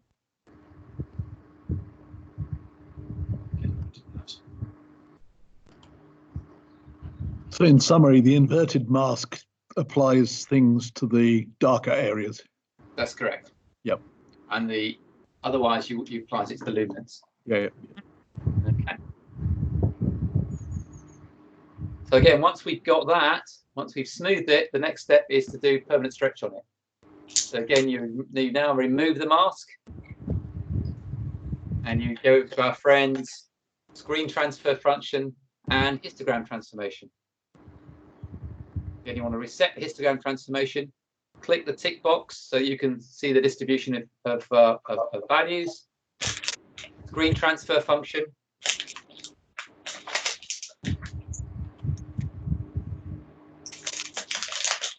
Choose the one you like. Now this one here, I think we might want to choose a different number. So rather than 0.25, let's try 0.15 in the target background. And the way to do that is to press the control button at the same time as hitting the auto stretch button, the nuclear waste button. And that brings up a control panel with a series of numbers. And the one you want to vary is target background. So if you put in 0.25 in there, you can see it makes it look quite unpleasant. You've got the remnants of the gradient in there, which you haven't managed to get rid of. And the galaxy is a bit bright as well. If we now change that, again, we press the control button, we put it back to 1.15, that looks a lot better. That was the only one value you changed, wasn't it? Yeah, just that number there. So it's control, nuclear power button, and then change the target background from 0.25 to 0.15. And if you're shooting from around here and you've got horrible background gradients, the chances are you're going to have to reduce that number. If you're shooting from a nice dark location, you can keep it a bit higher. Okay. So once you've got that, you're happy with the transform you want, again, take the triangle, apply it to the histogram transformation, and then apply that to the image. And then remove the original screen transfer stretch to make it permanent.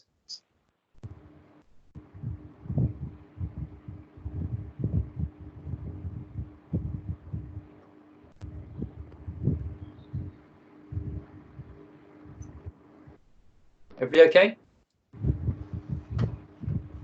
Mm-hmm. Yeah. Okay. So the next step here, if you remember from last time, what we did next, we combined that with the luminance image. Well, we don't have to do that this time. The next thing to do is to remove all the previews. And we're now going to do what we did before and see if we can actually show some more detail using the HDR multi-scale tool. So again, same thing. I'm going to create 3 previews.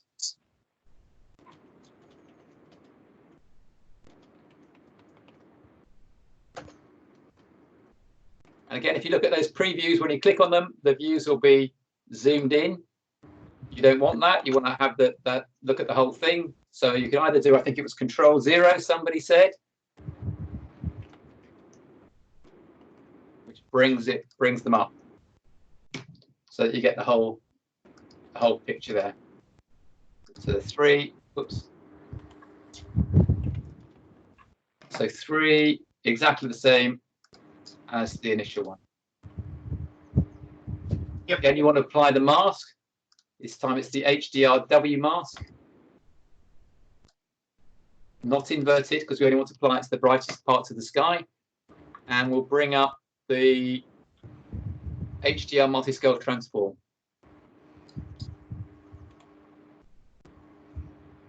So again, we'll try 5, 6, and 7 and see what that looks like. So 6 in the middle one.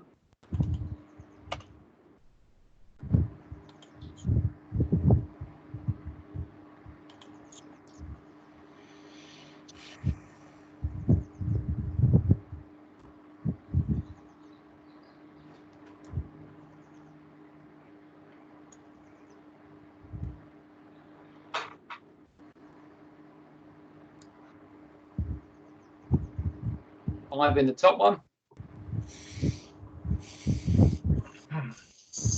7 in the bottom. I think we'll find here we might need to go even higher because this is a much bigger image.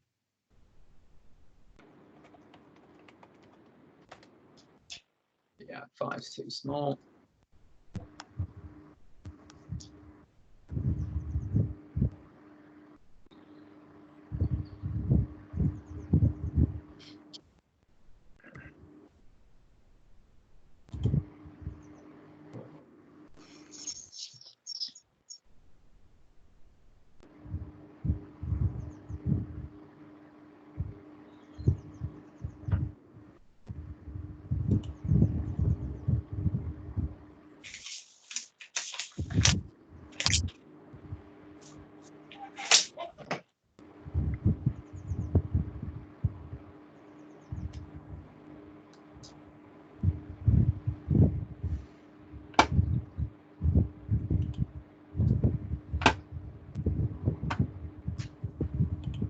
Now, I don't know about you, and this is what I found typically actually with this camera, is I found that the HDR multi-scale doesn't actually do much for you. It doesn't really show you much more of what's going on, because you can actually see that quite nicely already. And all it does is reduce the size of the central core, and it loses the sense that it's a galaxy. So for this particular combination, I actually find I don't like this tool. It doesn't seem to work terribly well with this combination of telescope, object, and camera. What is it?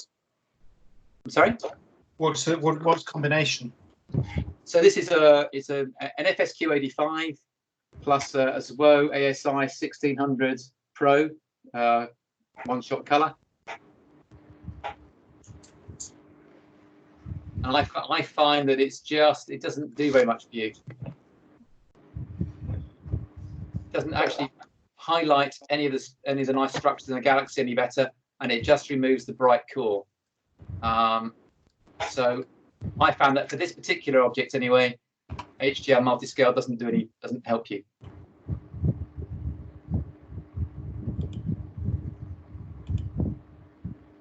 Does anybody prefer one of the other images? The third one's best, I think. They look a bit flat.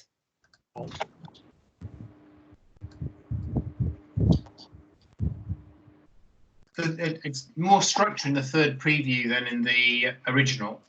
There is a little bit, but not a huge amount, and not to compensate for the flatness of the image, I don't think. Yeah. But again, it's up to you. You can, if you prefer it, you can choose that image and do that if you want. And again, you can do the same thing with pixel math that we tried before.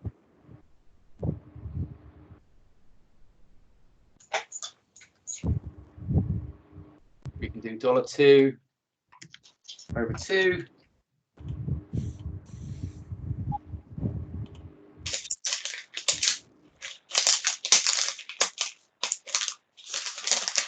And apply that to that mask.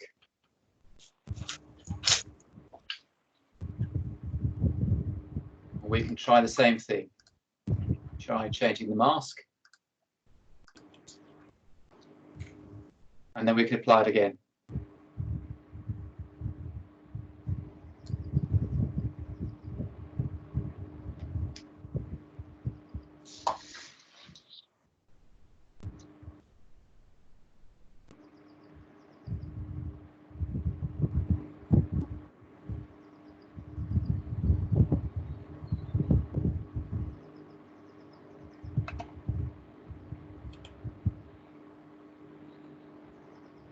Sorry, which mask do we apply that to?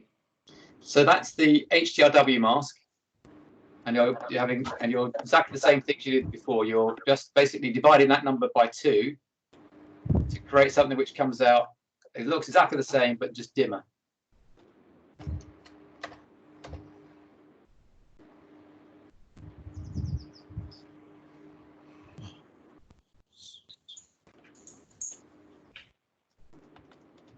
The trouble is I've got so much on my screen now, I can't find the mask.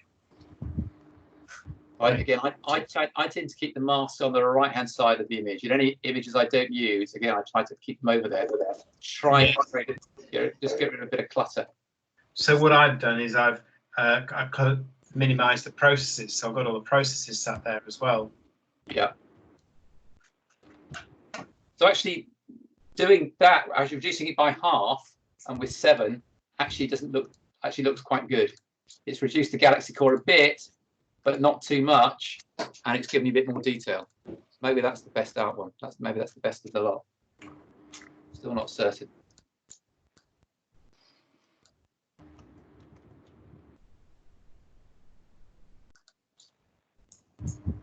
I still think I prefer it with the full galaxy core, actually.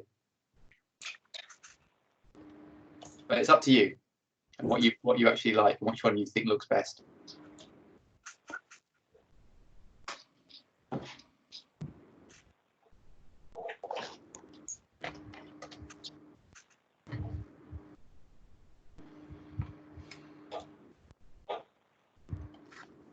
Tim, you look deep in thought. I am sorry. I'm watching and listening. I'm trying to take it in. Okay. Is everybody happy with what they've got? Because the next stage, if you remember the next stage, it's actually about trying to make the colours look a bit better. Yeah, there. I just applied the 7 HDR transform 7 to the 0.5 masks.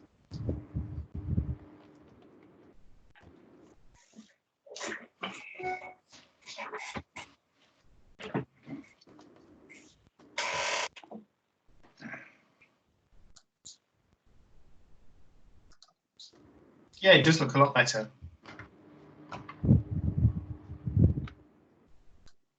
So I still prefer the one without anything at all, but you sound like you prefer the one with 0.5. It doesn't matter. There's no right or wrong here. So just if it looks better to you, then use it. Yeah. So the next thing to do, if you want to apply that, don't forget to apply it to the main image. Otherwise, it'll get lost. It won't get applied in the preview. So if you want it, apply it to the main image now. Yeah. Okay. And after that, what we're going to do is to try to make the colors more saturated. So again, it's the luminance mask, not inverted. And the tool again is the curves transformation tool. And we're going to use the saturation. And again, we're going to increase the saturation curve by putting in a couple of points and taking it above the line. And then we're going to apply it a couple of times to the image.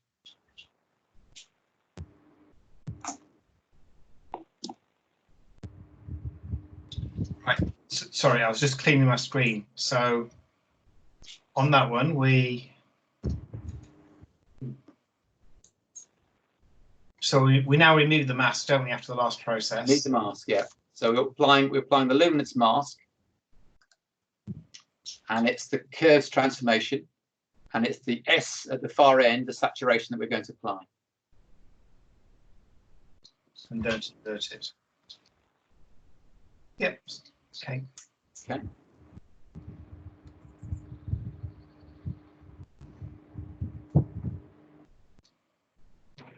And certainly if I apply it too often, it looks fairly horrible. You get those gradients appearing and it doesn't look so nice. So I think I'm just going to leave it just once on mine.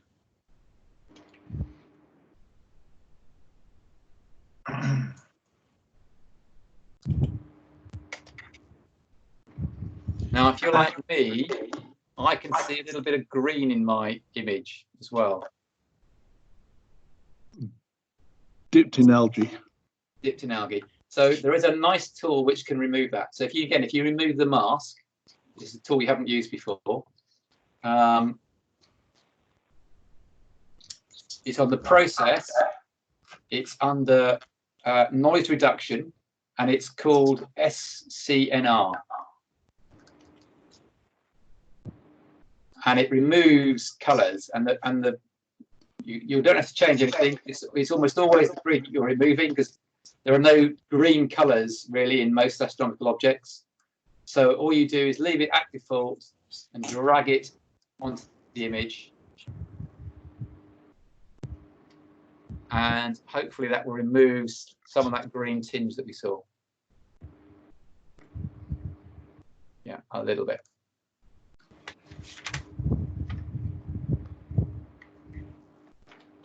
You've now removed the mask. Yeah, you don't need the mask on this one. Sorry, I should have taken the mask off before I applied SCNR, shouldn't I? Yeah, you should. Yeah, you want it to play everywhere in this case.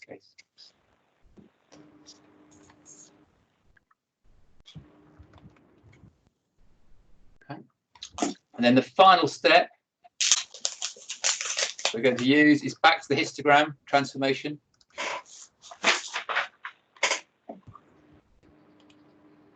And again, what we're going to do here is just drag the black point over so that you're just not quite clipping the histogram, and that will make the galaxy stand out a bit better in the image.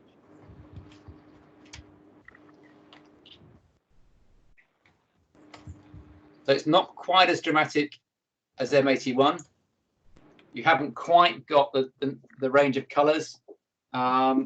I found that quite difficult to get using this camera and this object on this particular object, at least from Weybridge anyway. I've also got a light pollution filter. I don't know if that's changing the color balance slightly, but I found it quite hard to get nice reds and nice blues on this galaxy.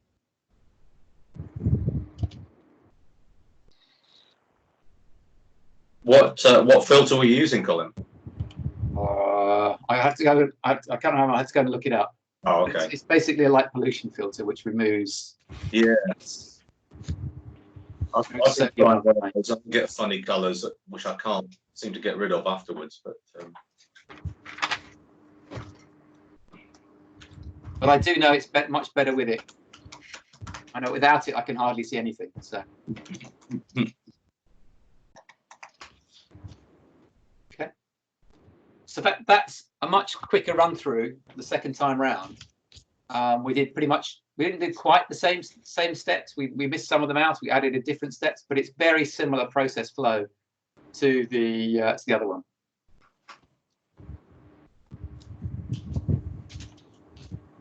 Very good. I've actually got quite a bit of colour in the one I've processed. Oh, that's great. Yeah. It's a nice starter. Yeah. So maybe it's a bit oversaturated, but I think it looks quite good. Great. Do you want to share yours? I can't because I'm on a different computer. I've got a laptop which I'm working on, and then I'm conferencing with you on the desktop. On the desktop one. Okay. Which is not very powerful. That's great. Well, what I'll do is I will try and find. I will get another set of data, another set of LRGB masters, and I will put them on the Dropbox and let you know. And if you want to practice on those, go ahead and let me know how you get on. And tomorrow we can just try and remind you of all of the processes you've done to do the processing. Okay. Colin, thank you very much indeed. Again. You're very welcome. Yes, thank you very much. Yeah, thanks, Colin. Right, and don't forget to save your process, save your project if you want to keep the image and everything. Good joke.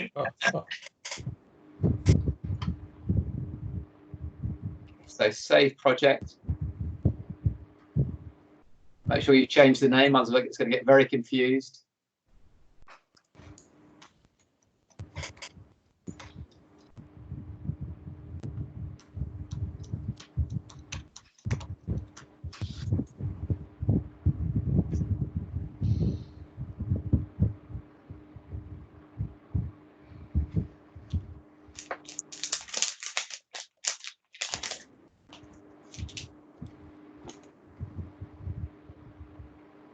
Very good. That's super. I really enjoyed that. Thank you. Good.